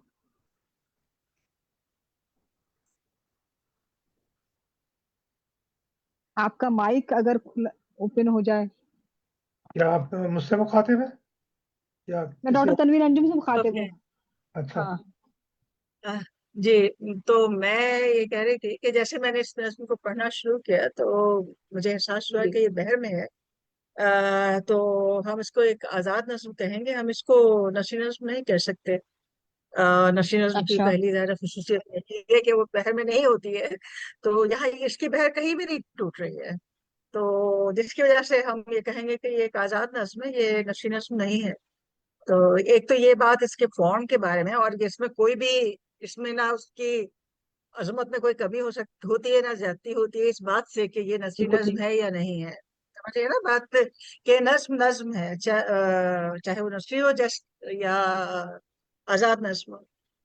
अब हमें ये देखना सही है। होगा कि इसमें कौन सी खूबसूरतियां हैं, क्या हैं, तो इसके बारे में हम कुछ बात कर सकते हैं। मेरे ख्याल में ये एक अच्छी खूबसूरत सी नज्म है जो बहुत मुबहम है। इसमें इब्हाम, मुख्तलिफ किस्म के इब्हाम इसमें पाए जाते हैं, एक ही नहीं है बल्कि हर सतह का इब्हाम इसमें मौजूद है, जो उसकी खूबी है। तो नाम भी इससे पता चलता है जो उसका रखा है कि लाशऊर। अब हम शऊर और लाशऊर के दरमियान क्या है, ये हमें पता नहीं होता है। जब हम लाशऊर, ज़ाहिर नींद जो है वो एक लाशऊर की कैफियत में हमको ले जाती है, तो यहाँ पर वो उसी से शुरू कर रहे हैं कि लाशऊर में वो कैसे अपने चले जाते हैं, यानी एक ख्वाब की कैफियत है। तो मैं सो गया तो जिंदगी अलामतों की खोज में निकल गई। अब यहाँ पर एक बहुत ही एक मुख्तलिफ से और खूबसूरत बात उन्होंने कही है कि नींद का जो आगाज होता है वो दरअसल जिंदगी उस वक्त जाग जाती है जब तक हम जाग रहे हैं, तो एक तरह से जिंदगी सो रही है। तो वो इस बात को एक तरह से सवाल उठा रहे हैं इस बात पे कि जिंदगी है क्या। जिंदगी क्या वो है जब हम एक लाशऊर की सतह पर होते हैं, ख्वाब की कैफियत में हो गए। ख्वाब क्या है, यानी एक बहुत, ये वो सवाल है जो फिलोसफर्स हमेशा से उठाते रहे हैं कि जिंदगी ख्वाब है दीवाने का, जिंदगी क्या ये जो जिंदगी हम जी रहे हैं ये एक ख्वाब है, या हम जब ख्वाब में चले जाते हैं तो हमारी जिंदगी शुरू होती है। तो ये जो दुनिया का अजीम तरीन एक सवाल है, वो सवाल, उस सवाल से वो अपनी नज्म शुरू कर रहे हैं। उसके बाद फिर वो एक जो पुराने जावियों की धूल। अब जिस्म पर मले हुए बहुत निराश सैकड़ों बरस के गीत घाट घाट फैलते सफेद पानियों के बीच घूरती चली गई। अब इस पूरे जो जो ये फ्रेजेस हैं, मतलब सेंटेंसेस हैं, इनका जो सब्जेक्ट है वो जिंदगी ही है। तो जिंदगी जो है वो यानी पुराने जावियों की धूल। अब इसको हम ये भी एक अलामत के तौर पर आते हैं, तो ये धूल है जो चीजों को छुपा रही है, ब्लर कर रही है, हमारी नजरों से गायब कर रही है, हमारी चीजों तक पहुंच को उनके दरमियान आ रही है। और ये पुराने रावियों से दूर से हमें ये ले जाती है एक तरह से एक माजी परस्ती की तरफ। तो एक माजी और हाल में हमें कहाँ रहना, एक तो शऊर और लाशऊर के दरमियान हम लोग कहाँ हैं। दूसरे ये कि हम माजी और हाल के दरमियान क्या हमारा कोई हाल है, या हम उस माजी में ही मतलब जिंदा हैं। तो जिंदगी जो है वो हमें अलामतों की खोज में निकाल देती है। उसके बाद वो हमारे सारे गीतों को, हमारे और घाट घाट फैलते हुए जो गीत हैं उनको सफेद पानियों के बीच खोल दिया गया। अब पूरे इस नज्म में ये सफेद पानियों का जो इस्तारा है, ये अलामत है कहना चाहिए, वो मुस्तकिल चल रहा है। अभी किस चीज की अलामत बनता है, ये बात समझना जो है बहुत जाहिर है, बहुत मुश्किल बात है कि ये एग्जैक्टली वो क्या कहना चाह रहे हैं इसके बाद। अच्छा, पुराने जावियों की धूल, धूल नफरतें और पत्थरों की ढेर है। अब वो इस माजी परस्ती को जोड़ रहे हैं वो एक तरह से नफरतों से और अदावतों से और पत्थरों की ढेरियों से। पत्थरों की ढेरियां जो आप जमा करते हैं ताकि आप दूसरों पर फेंक सकें। तो एक तरह से वो फासला कायम कर रहे हैं। माजी परस्ती आपके फासलों को बढ़ा रही है, आपके इस दुनिया से, इस हकीकत, जिंदगी की जो हकीकत है उससे आपका जो रिश्ता बनता है उससे वो आपको दूर ले जा रही है। और क्योंकि वो एक तरह की अदावत पैदा कर रही है आपके और दुनिया के दरमियान और दुनिया के लोगों के दरमियान। तो ये थीम जो है, ये मुसलसल, ये एक एलियनेशन का, दूरी का थीम जो है, ये भी उसमें चल रहा है। तो उदास पांव थक गए, न जादुओं की भीड़ थी, न लोग थे जो धात के बने हुए हिसार में घिरे हुए बिखर गए। निशान कांपते का निशान खो गए। अब निशान, निशान का यानी साइन। अब साइन वो है जो जिसमें हम जिंदा रहते हैं, जिससे हम कनेक्ट करते हैं दूसरे लोगों से। जबान को साइन कहा जाता है, यानी सारे सिग्निफायर्स जो हैं वो एक तरह से खो रहे हैं हमारे। तो यही जो हम, हमारी जो धूल है, पुराने जावियों की धूल जो है, इसमें हमारे निशान, यानी हमारी जिंदगी का सफर जो है और जिंदगी की हकीकत जो है वो उसमें गायब होती जा रही है एक तरह से। जिस तरह मैं इसको समझ रही हूँ उस तरह से मैं इसको आगे बढ़ा रही हूँ। वो गांव और गांव की नदी पे एक पुल के जैसे आईने पे संतरे के सुर्ख काश बारहा जो धूप में चमक। अब आगे ये पुल, पुल का तस्वुर भी जोड़ने का तस्वुर है। तो हम देखते हैं कि अगरचे कि हमें नजर आता है कि यहाँ पे मुख्तलिफ किस्म के इस्तारे और अलामतें इस्तेमाल हो रही हैं, लेकिन ये सब आपको अगर देखें तो थीमेटिकली मौजू के एतबार से ये सब आपको एक दूसरे से जुड़े हुए नजर आते हैं। तो यहाँ पे ये एक पुल है, गांव की नदी पे वो पुल है। तो जो जो हमें जोड़ सकता है, पुल का काम होता है लोगों को जोड़ना। उस नदी को पार करेंगे तो, अब नदी भी, उसके नीचे शायद सफेद पानी है, वो जो जिंदगी की अलामत है जो। तो वो बारिशों से धुल गई, कभी सफेद प्यालियों के गिर जो बंधे हुए स्याह तार देर तक सदाएं दे के कट गए, तो मौसमों के साए भी गुजर। तो वो कभी हाँ तो वो चमक जाती है, मेरे तो ख्याल संतरे की सुर्खकाश। जी कुछ कह रहे मेरे हैं ख्याल में नासिर काफी साहब? नहीं बहस हो डॉक्टर गई है जी, इस पे, नहीं नहीं जी, काफी नज्म है। अब हमें मेरे ख्याल में अफसाना शुरू करना चाहिए हमें इसका। हाँ आप बात कर लीजिए डॉक्टर साहिबा, तनवीर अंजुम बात कर लें, उसके बाद हम सारा शुरू करते हैं। ठीक है। तो डॉक्टर साहिबा आप बात कर लीजिए। उस मौसमों के साहिब जमीन अपने आंसुओं से भीगती चली गई। यहाँ पे वो, और शुरू हुई थी वो एक तरह से आस से, यू नो, जी जी निराश, निराश का लफ्ज इस्तेमाल हुआ था, यानी आस और मायूसी से शुरू हुई थी। अब यहाँ पर वो फिर वो उसी मायूसी में घिरते चले जा रहे हैं। हवा चली तो ओके, फिर वो एक जहाज का एक तस्वुर आता है यहाँ पर। फिर फासलों का, बस्तियों में फासलों के तेज शंख बज उठे। फिर एक जहाज का तस्वर आता है, जहाज जो हमें किसी नई बस्ती तक ले जाएगा, जो एक नए सफर पर हमको ले जाएगा, जो सफर जो इल्म का इस्तारा है, जो एडवेंचर का इस्तारा है, जो जिंदगी का इस्तारा बनता है।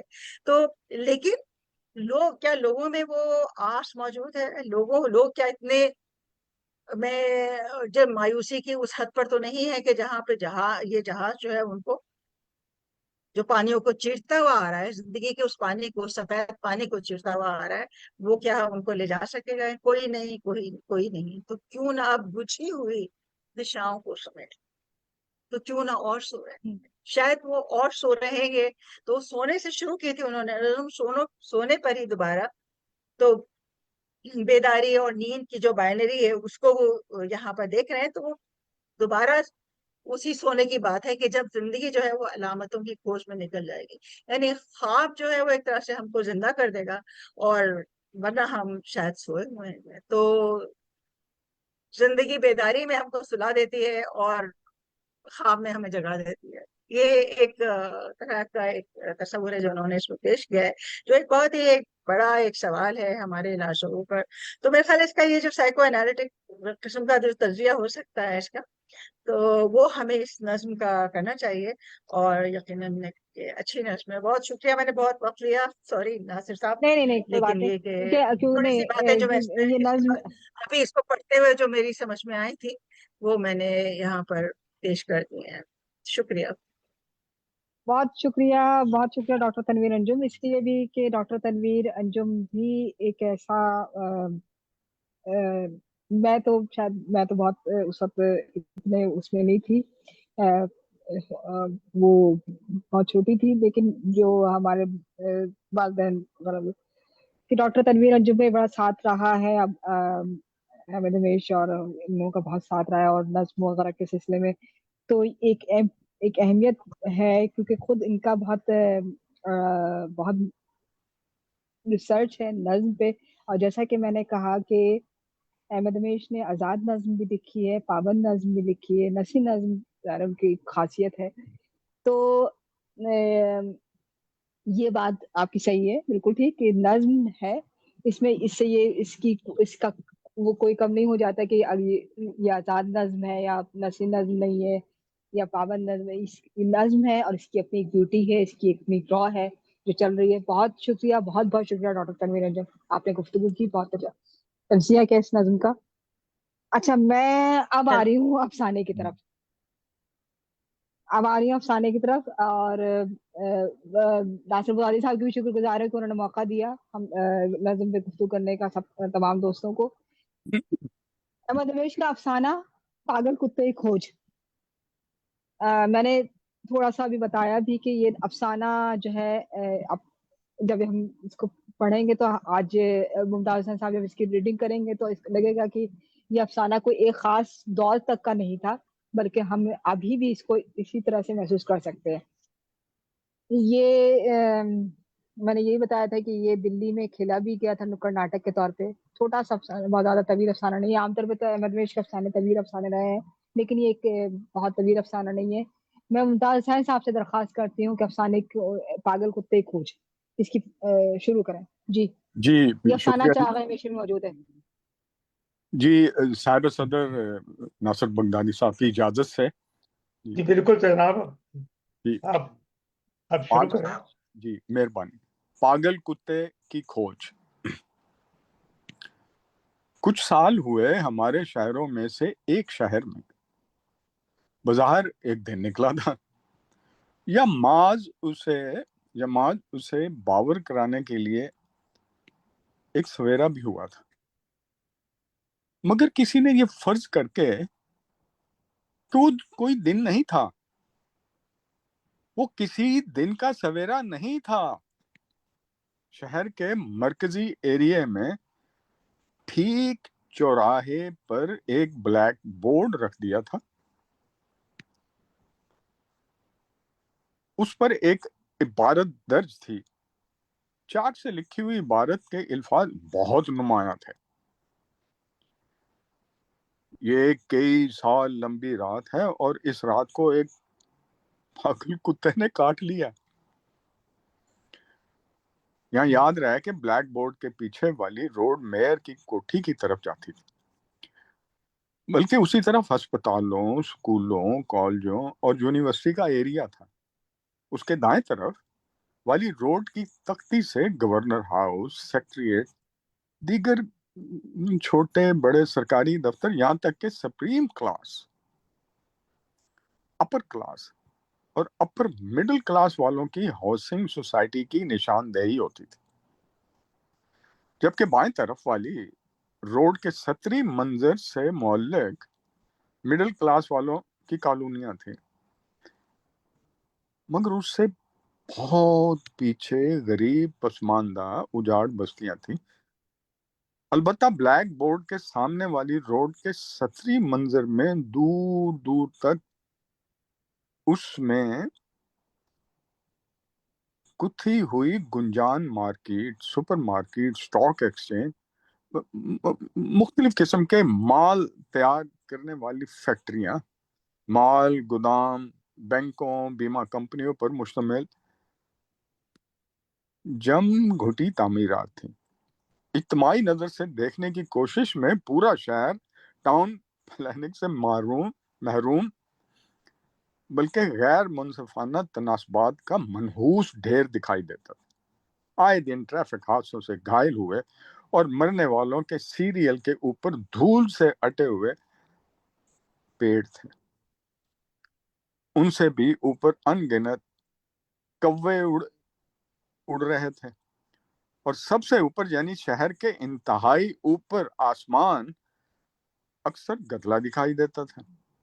ایسے میں بڑی سے بڑی اطلاع سے بوتوں کو چونک جانا ممکن نہیں تھا، لیکن جس دن سانجھ ڈھلے، بائیں طرف والی روڈ کے بہت پیچھے ایک غریب بستی میں ایک پاگل کتے نے بہت سے بچوں، نوجوانوں اور لڑکے لڑکیوں، عورتوں، مردوں اور بوڑھوں کو کاٹ لیا، اور کاٹنے کے بعد غائب بھی ہو گیا۔ تو شہر کے چاروں طرف لوگ چونک اٹھے۔ کتے کے کاٹے کے فوری علاج کے لیے متاثروں کو ہسپتال لے جایا گیا، اور یہ سننے اور دیکھنے میں آیا کہ انہیں بچانے کی کوشش کی جاتی رہی۔ اسپتال کا عملہ رات کی سیاہی سے لڑتا رہا، مگر کسی کو مرنے سے بچایا نہیں جا سکا۔ اسپتال کے آس پاس ایک ادھیڑ عورت چیختی چلاتی بین کرتی پھرتی تھی، کیونکہ مرنے والوں میں زیادہ تعداد اس کے متعلقین کی تھی۔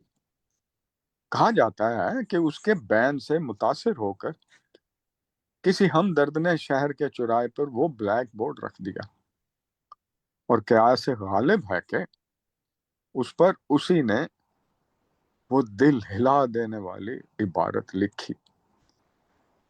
اس پر جس کی نظر جاتی وہ وہیں ٹھٹک کر کھڑا ہو جاتا۔ دیکھتے دیکھتے ایک بہت بڑی بھیڑ جمع ہو گئی، سرکاری اور غیر سرکاری کارندے بھی آن پہنچے۔ ہمدرد لوگوں کی اپیل میں سب سے بڑا مطالبہ پاگل کتے کی کھوج تھی۔ کئی والنٹیئر ٹائپ بہادروں نے تن من سے ہمت بٹورتے ہوئے پاگل کتے کی کھوج شروع کی۔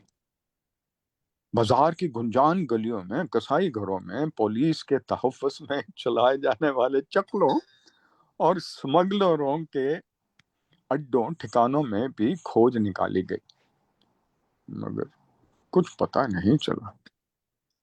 ہاں، اسی درمیان پتہ چلا کہ ہسپتال میں کتے کے کاٹے سے بچانے والی ویکسین سرے سے ہی نہیں ہے۔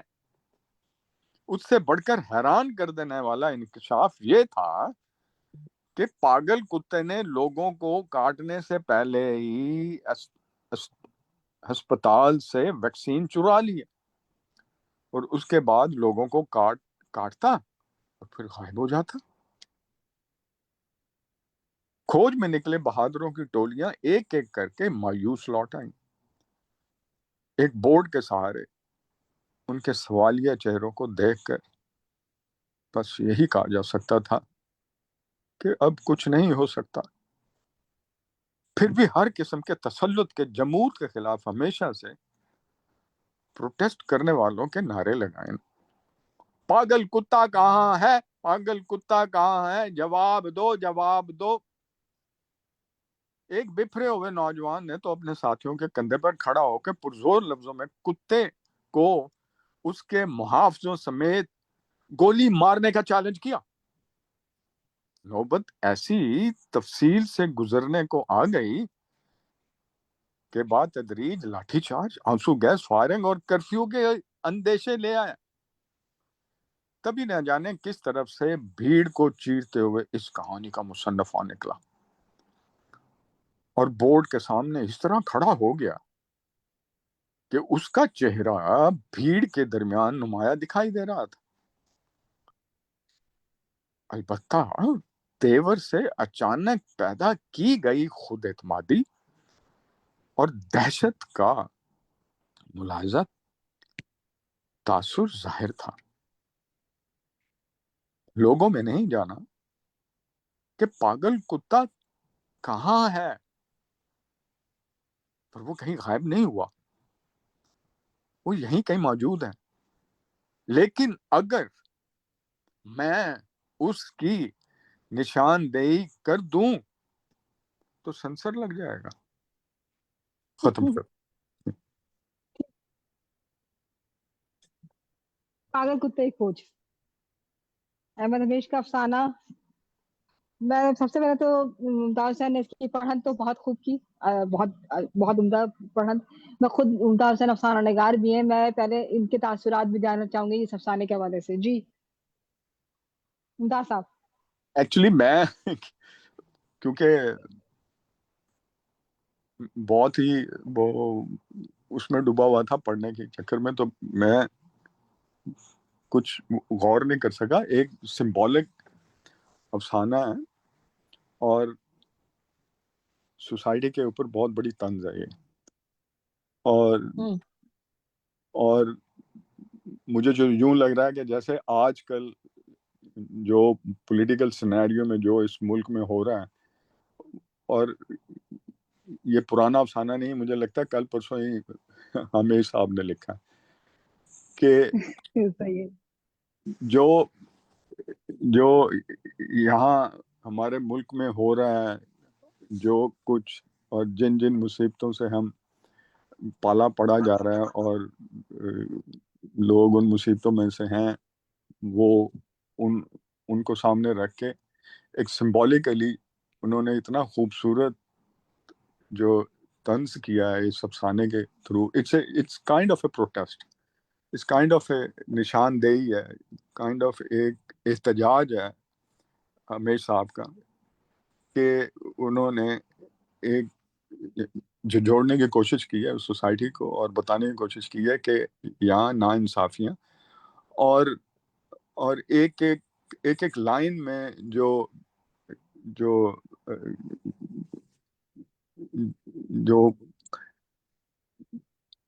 کوئی اپنا فرض ادا نہیں کر رہا اور وہ جو ہیں ان کرسیوں پر بیٹھے ہوئے اور جو انہیں کرنا چاہیے وہ اس سے بے خبر ہیں.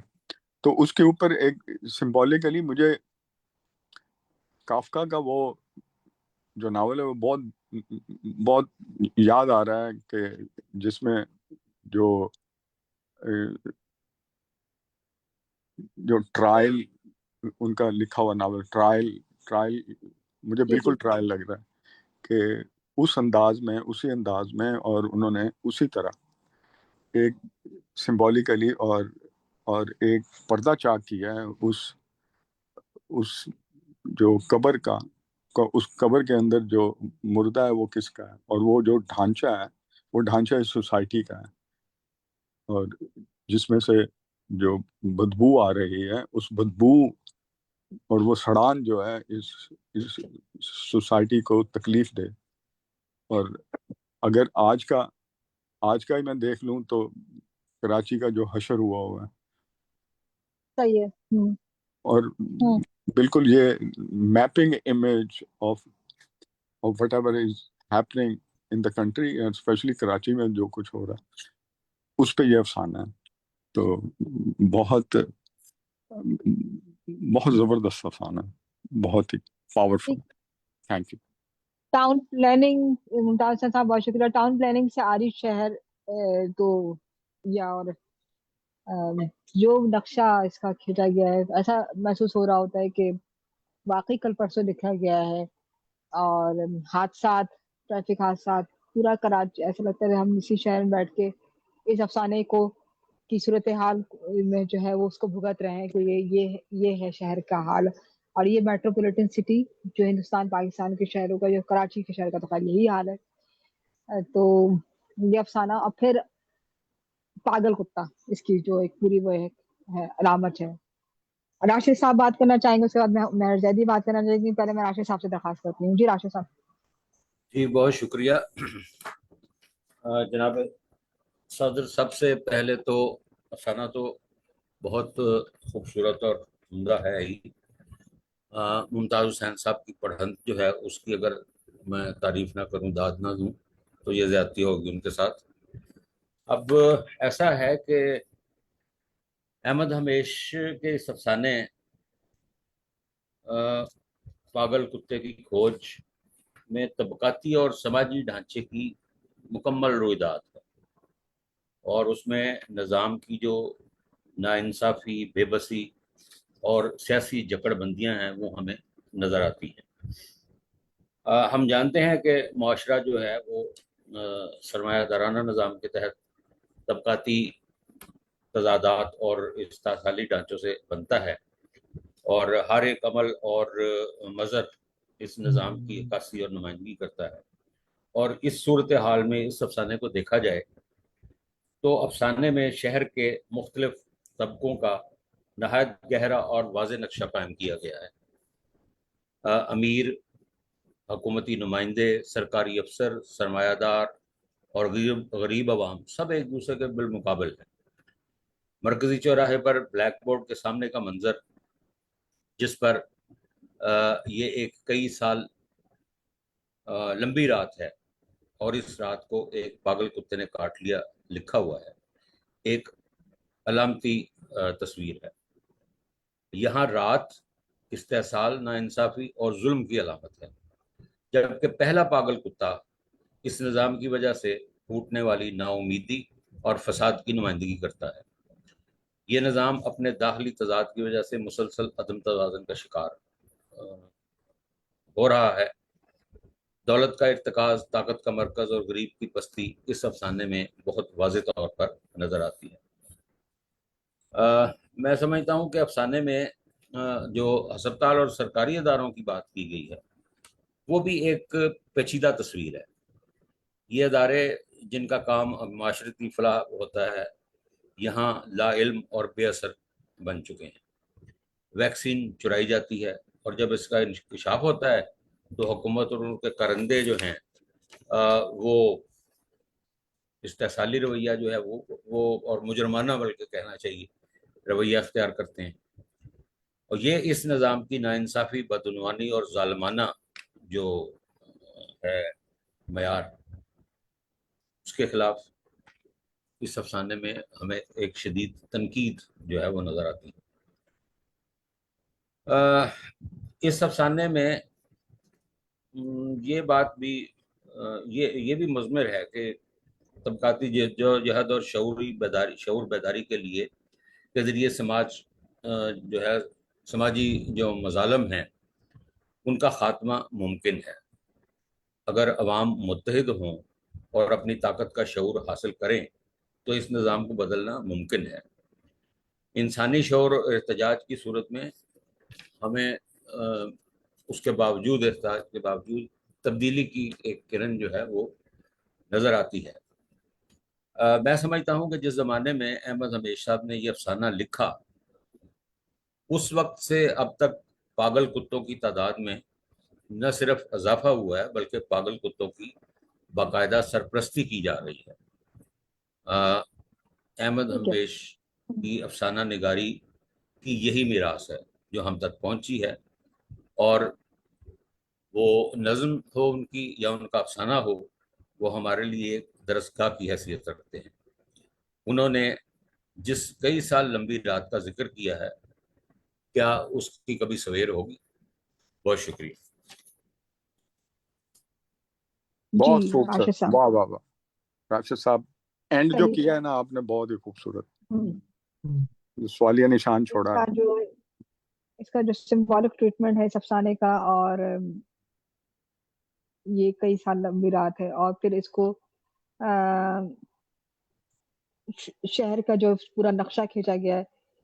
پھر یہ بات کہ وہ سینسر لگ جائے گا، اگر میں بتا دوں تو سینسر لگ جائے گا. تو یہ آج تک ایک سوال یہی نشانے، ہم گویا اسی حال میں جو حال تب بیان کیا گیا تھا اسی حال میں ابھی تک جی رہے ہیں کہ اگر بتا دیا تو سینسر لگ جائے گا. گفتگو کریں گے ڈاکٹر مہر زیدی.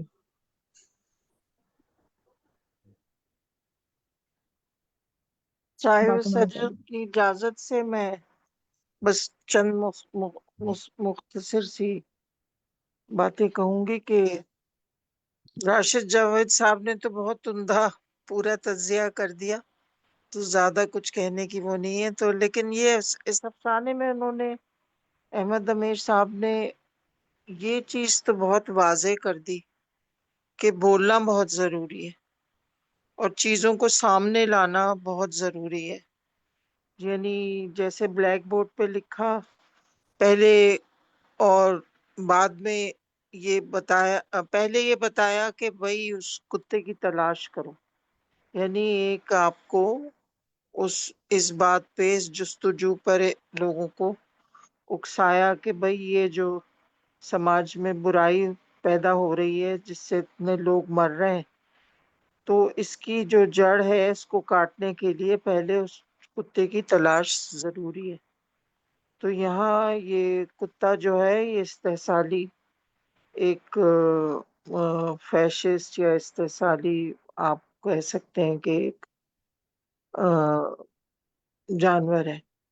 اور دوسرا جو انہوں نے آخر میں ایک بات کہی کہ سینسر لگ جائے گا، تو یعنی یہ بھی خدشہ رہتا ہے لکھنے والے کا، بولنے والے کا، یہ بھی خدشہ رہتا ہے کہ وہ سینسر کی وجہ سے اپنی باتیں روک لے اور نہ کہے. تو سینسر کی جو یا زبان بندی کی جو سزا ہے جو پورے معاشرے کو ملتی ہے اور جس سے آپ کہہ سکتے ہیں کہ انسان کا جو شعوری انقلاب ہے وہ بپا نہیں ہو سکتا، تو یہ بھی ایک بہت ہی خطرناک چیز ہے. تو راشد صاحب نے ساری بات کہی، لیکن اس میں سب سے بات یہ کہ پاگل کتے کا کاٹنا اتنا وہ مشکل یعنی اتنی بری چیز نہیں تھی، لیکن ویکسین کا غائب کرنا، یعنی یہ جو استحصالی قوتیں ہوتی ہیں یہ سب سے پہلے یہ کر لیتی ہیں کہ جو اصل علاج ہوتا ہے، جو اصل تریاق ہوتا ہے، اس کو پہلے غائب کر دیتے ہیں تاکہ کسی صورت جو ہے شکار ان کا وہ بچے نہیں. تو یہ سب سے بڑا جرم ہے ویکسین کا غائب ہونا، ورنہ تو اگر ویکسین مل جائے تو وہ سارے لوگ بچ جاتے. تو یہ بڑی اہم انہوں نے دیکھی، کتنی خوبصورتی سے انہوں نے ساری چیزیں اس افسانے میں بہت خوبصورتی سے لکھی ہیں، اور سمجھنے والا اگر سمجھے تو. اور یہ بات صحیح ہے کہ یہ نہ صرف پاکستان اور کراچی کا تو خیر اس میں بہت اچھا نقشہ انہوں نے کھینچا ہے، لیکن یہ سارے تمام ملکوں میں، تمام معاشروں میں یہ جو استحصالی قوتیں ہیں یہ اسی طرح وہ کرتی ہیں اور جو ویکسینز کو غائب کر دیتی ہیں، یعنی انسان کے جو بھلائی کی چیزیں ہیں وہ پہلے سے غائب کر دیتی ہیں تاکہ جو وہ شکار کر رہی ہیں، جو وار کر رہی ہیں، اس کا وہ علاج نہ ہو سکے. تو بس یہی میں کہنا چاہ رہی تھی. بہت عمدہ افسانہ ہے. Thank you very much.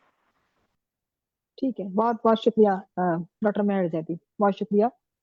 اچھا دیکھیے، یہ جو افسانہ ہے اس میں اس کا ایک سمجھنے والوں کے لیے اس میں سیاسی سطح بھی بہت کچھ ہے. اس کے جو مذہبی پردہ داری میں جو ہوتا ہے اس میں اس طرح بہت کچھ ہے. لیکن یہ لاؤڈ یہ وہ اس طرح سے نہیں ہے کہ اس میں کوئی نعرے بازی ہو، اس طرح سے نہیں ہے کہ افسانے کی جو ایک فکشن کا جو ایلیمنٹ ہے وہ غائب ہو جائے. یہ اپنی جگہ ایک پورا ایک جو فکشن کی بیوٹی ہے وہ پورا مکمل طور پہ لیا ہوا ہے. ہم جب چونکہ اس افسانے پہ گفتگو کر رہے ہیں تو اس کے تمام ایلیمنٹس کو دیکھیں تو اس میں ساری چیزیں نظر آتی ہیں. بہت خطرناک ہی ہو سکتا ہے، یہ ہو سکتی ہے صورتحال کہ جب اس پر ویکسین غائب ہونا یا سینسر لگ جائے گا یا لوگوں کو مکالمہ نہ کرنے دینا یا لوگوں کو نشاندہی نہ کرنے دینا، یہ تمام چیزیں جو ہم صورتحال اس وقت اس تناظر میں اس دور میں ابھی بھی بھگت رہے ہیں، وہ ساری چیزیں اس افسانے میں بھی نظر آ رہی ہیں. گویا ہم اس خطے میں ہمیشہ سے اسی صورتحال میں ہیں کہ ہمیشہ سے بولنا، ہمیشہ سے نشاندہی کرنا، ہمیشہ سے بات کرنا گویا ایک ایسی صورتحال ہے جس میں اگر کیا تو پھر کاٹ لیا جائے گا اور وہ ویکسین بھی غائب کر دی جائے گی جس سے علاج ممکن ہو سکے. بہرحال میں اگر کوئی اور اس افسانے پہ گفتگو کرنا چاہتا ہے تو ضرور کرے، نہیں تو پھر میں ناصر بابی صاحب کی طرف آتی ہوں. میں بات کر لیتے ہیں تھوڑا سا، جی تھوڑی ڈاکٹر سی منیر بات بتائیے. کر لیتی ہوں میں. ہاں یہ ویسے تو راشد صاحب نے بہت تمام باتیں تقریباً کر ہی دی ہیں، اور بہت اچھی باتیں کی. افسانہ بھی بہت اچھا ہے. تو اس میں جو کچھ کی جو باتیں ہیں نا وہ ان کو بالکل کلیدی باتیں جن کو کہا جائے گا. تو ایک تو یہ کہ شہر غیر منصفانہ تناسبات کا منحوس ڈھیر ہے،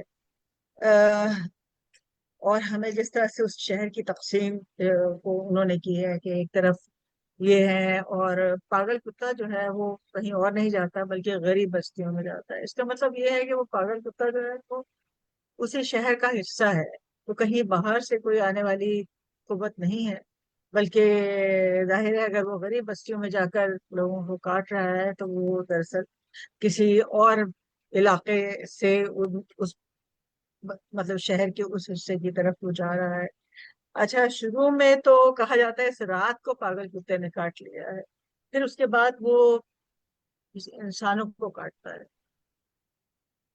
تو اس میں پھر وہ جن باتوں کو بیان کرتے ہیں اس شہر کی خصوصیات کے طور پر، جیسے ٹریفک حادثے، دھول سے اٹے پیر اٹے پیڑ سوری، اور انگنت کفے اور گدلا آسمان. میرا خیال ہے ایک دھول اور گدلا آسمان جو ہم نے ان کی نظم میں بھی دیکھا یہاں پر بھی ہم کو نظر آتا ہے. تو یہ ایک خاص شاید علامت ہے جو احمد ہمیشہ اس کو استعمال کرتے ہیں، بہت اچھی طرح استعمال کرتے ہیں کہ جب گدلا پن کسی چیز میں پیدا ہو جاتا ہے تو دراصل وہاں سے ساری خرابی کا ایک طرح سے آغاز ہوتا ہے. تو مطلب ویکسین کا چلایا جانا، ویسے تو ہم دیکھتے ہیں کہ یہ بالکل اب ہمارے ہاں عام باتیں ہو گئی ہیں. یعنی حقیقتاً یہ ہوتا ہے کہ ویکسین غائب ہو جاتی ہے اور لوگ جو ہیں وہ اس سے مرتے ہیں. اور یہ بھی ہے کہ کتے کے محافظین بھی ہیں، اور جو لوگ اس پر احتجاج کر رہے ہیں ان کو پتا ہے کہ وہ محافظین ہیں. تو پھر اس میں ایک اور اہم بات جو ہے وہ نیریٹو کی اہم بات ہے کہ نیریٹر جو ہے وہ خود آ رہا ہے، مصنف آ رہا ہے. مطلب مصنف کا آنا، اور پھر کسی کو پتہ نہیں ہے کہ وہ پاگل کتا کون ہے، کہاں ہے، لیکن مصنف کو وہ پتہ ہے کہ وہ کہاں ہے. یعنی کہ ایک ادیب جو ہے اس کی خاص اہمیت ہے جو چیزوں کو جانتا ہے، سمجھتا ہے. لیکن اس کی بھی آواز جو ہے وہ آواز اپنی اٹھا تو سکتا ہے جس طرح اور دوسرے لوگ بھی آواز اٹھا رہے ہیں، لیکن اس کی آواز کو بھی سینسر کر دیا جائے گا. یعنی وہ قوتیں اتنی زیادہ مضبوط ہیں کہ وہ ایک طرح کی مایوسی مجھے اس میں نظر آتی ہے. جو راشد صاحب نے جو بات کی تھی شاید وہ اسی طرح مختلف تھی، کہ اس میں وہ امید کوئی نظر آتی ہے. مجھے تو اس میں کوئی امید نظر نہیں آتی. پھر مطلب پاگل کتے کا جو استعارہ ہے میرا خیال ہے بہت ہی ایک اچھا استعارہ انہوں نے استعمال کیا کہ پاگل کتا لوگوں کا. اب یہ دراصل ایک وہی جیسے بات کی تھی ایک सरमायादाराना जो निज़ाम है उसकी एक दीवानगी है, उसका जो कंज्यूमरिज्म है, उसके पीछे जो हम लोग सब चल रहे हैं। उसी तरह स्टॉक एक्सचेंज का भी तस्करा आता है यहाँ पे, शहर की जो तक़सीम है उसमें भी वही कैपिटलिस्ट फोर्सेस हमको नजर आती हैं। तो उनको बहुत अच्छी तरह बयान किया, और इस सब को वो एक दीवानगी की तरह देख रहे हैं, पागलपन की उसमें झलक रहा है हमारे अपने वजूद में। और यही पागल कुत्ता है जो हम सबको एक तरह से काटे हुए, इस रात, पूरी रात को काटे हुए। पर एक बहुत अच्छी तरह इस अफसाने में इन हकायक को, जो हमारे आसपास के हकायक हैं, पेश किया गया।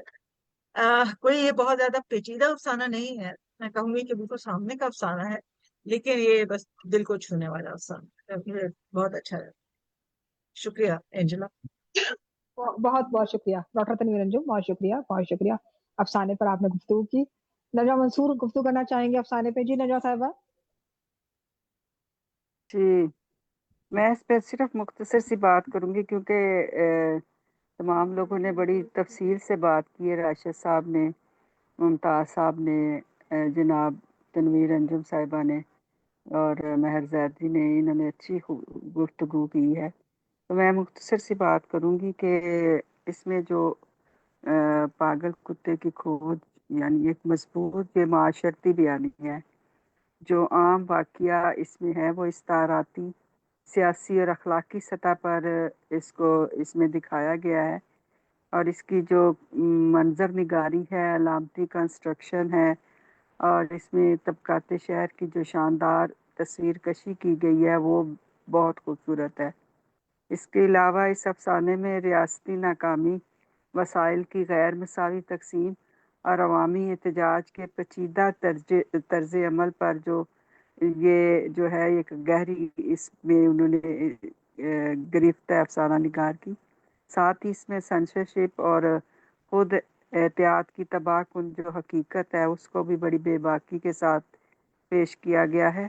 अच्छा, इसके एंड पे जो हैं सवालात कुछ जो ज़हन में आते हैं वो बड़े अहम है कि कारी के ज़हन ज़रूर सोचता है कि पागल कुत्ते को इसमें समाजी या सियासी किन अलामतों के तौर पर वो पड़ेगा, और फिर वैक्सीन की जो चोरी का वाक़या है इसका क्या मतलब है, या इससे दाखिली साजिश, इंतज़ामी नाकामी या अलामती कशमकश के तौर पे वो देखेगा इसको। फिर मुसन्नफ़ का आखिर में ख़ुद को उसका मंजर आम पर आना ये क्या बताता है। इस तरह के ये सवालात इसमें उठते हैं। फिर एंड पे जाके अफसाने में शहरों की तकसीम और जोग्राफियाई तबकात का जो किरदार है वो किस हद तक हकीकी ज़िंदगी की तर्जुमानी करता है, या ये अफसाना किस तरह मीडिया हजूम और रियासत के एक पेचीदा जो मुसल्लस है उसको उजागर करता है। वहाँ देखें तो ये अहमद हमेश का अफसाना है, ये हमारी मौजूदा जो सूरत है इसको भी बड़ी खूबसूरती से पेश कर रहा है। और यूँ लगता है जैसे ये आज अभी बैठ के ये अफसाना लिखा गया, जैसा कि मुमताज़ साहब ने भी कहा है। तो मैं समझती हूँ ये उनका एक बड़ा बेहतरीन और खूबसूरत अफसाना है, और सही जिसको हम अफसाना कहते हैं उसके मेयार पे ये पूरा उतरता है। बहुत शुक्रिया। ठीक है, ठीक है, बहुत बहुत शुक्रिया नजवा मंसूर साहिबा। तो अफसाने पे हम शुरुआत ने गुफ्तगू की। मैं बस अब नासिर बुरादी साहब से दरख्वास्त करती हूँ। नासिर बुरादी साहब खुद बहुत अच्छे अफसाना निगार हैं और फिक्शन के हवाले से आपका एक काम भी बहुत है तनकीदी सतह पे। मैं आपसे दरख्वास्त करती हूँ कि इस अफसाने अहमद हमेश के अफसाने पे गुफ्तगू करें। नासिर बुरादी साहब। जी हाँ, बहुत बहुत शुक्रिया। ये अफसाना जो है इसमें जो बात कही गई है एक पागल कुत्ते की, तो यहाँ मेरे ख्याल में इस बात की वजाहत ज़रूरी है कि हमेश से यहाँ पर किसी एक सिंगल पागल कुत्ते की बात नहीं की। उसने एक ये इस्तिआराती जो है अलामत है कि सारा जो है माशरा वो उस पर काबिज है करप्ट अनासर, वो अनासर जो इस्तेहसाल बिलजब्र के ذمہ دار ہیں، لہذا ان کے آگے جو ہے ساری عوام، بلکہ میں تو کہوں گا ایک کسی شہر کے نہیں بلکہ پورے ملک کی، وہ مجبور محض ہے، اور انہیں کھوج ہے ایسے عوام کی، بلکہ وہ شاید جانتے بھی ہوں کہ اس کے ذمہ دار کون ہے، لیکن اس کے باوجود جو ہے وہ ان عناصر کی بےکنی نہیں کر سکتے، کیونکہ وہ اتنے پاورفل ہیں کہ کئی اداروں نے مل کر جو ہے اس ملک میں دہشت کا بازار گرم کر رکھا ہے۔ تو ظاہر ہے یہ بات جو ہے علامت کے طور پر ہی پیش کی جا سکتی ہے، اور رمیش نے اس کو بہت اعلیٰ طریقے سے پیش کیا کہ ڈھونڈو ایک پاگل کتے کو، اور اگر ہے بھی ہے تو اگر آپ میں ہمت ہے تو پھر جو کرپشن اور جو ملک میں قتل و غارت گری کا جو بازار گرم ہے اس کو آپ ملک کو بچائیں ان سے، کیونکہ لوگ تو بیزار ہیں۔ مطلب یہ ہے کہ یہاں پر جو خاموش تماشائی ہیں ان میں اتنی ہمت نہیں، کیونکہ وہ ملک کے ایسے ایسے ادارے بھی اس میں انوالو ہیں پاگل کتے کی شکل میں کہ آپ ان پر ہاتھ نہیں ڈال سکتے، بلکہ وہی ساری سوسائٹی پہ طاری ہے، اور وہ سوسائٹی کو انہوں نے اپنے قابو پہ کر رکھا ہے۔ تو اس میں ایک زاویے سے آپ اس افسانے کو نہیں کر سکتے، اس افسانے کو کئی زاویوں سے پرکھا اور دیکھا جا سکتا ہے، اور یہاں حویش نے اپنی چابک دستی اور فنکارانہ افسانہ نگاری کا جوہر دکھایا ہے کہ بھائی آپ وہ بات بھی کر سکتے ہیں جس پر حکومت ان کے خلاف کچھ کہہ نہیں سکتی، کیونکہ وہ تلمیحاتی انداز میں انہوں نے پیش کیا ہے اور لوگوں تک پیغام پہنچ گیا ہے۔ لیکن اب ان کے انتقال کے بعد اب لوگوں کو سب پتا ہو گیا کہ بھائی اس کو کھوج کی کیا ضرورت ہے، وہ تو سب سامنے ہے۔ تو یہ ایک بڑا المیہ ہے جو پیش کیا گیا ہے، اور سب سے بڑی بات ہے کہ اب کھوج کی ضرورت نہیں، جو لوگ ذمہ دار ہیں وہ سامنے آ گئے، لیکن اس کے باوجود ہم مطلب یہ ہے کہ عوام الناس جو ہے ان کے لیے کچھ کرنے کی کوشش کے باوجود مجبور ہے۔ تو اس افسانے بہت اچھا افسانہ ہے بہت، اور یہ افسانہ میں نے نہیں پڑھا تھا پہلے، لیکن بہت اچھا افسانہ ہے۔ بس اللہ ہمیش کو غریق رحمت کرے۔ بس یہاں پر میں اپنی بات جتنی کہنی تھی وہ میں کہہ چکا ہوں، اور ایک بات جو اس میٹنگ کے متعلق ہے وہ بھی ہے کہ بہت اچھی میٹنگ رہی ہے، اور لوگ سب نے کھل کر جو ہے اپنی بات کہی ہے، اور نظم اور افسانے کے متعلق بہت سے جو علامات ہیں وہ بھی کھل کے سامنے ہیں، لیکن پہلی جو علامت ہے وہ پرسنل علامت تھی نظم کی، پورے ملک کے حوالے سے علامات کو یکجا کیا گیا ہے۔ بس خدا حافظ۔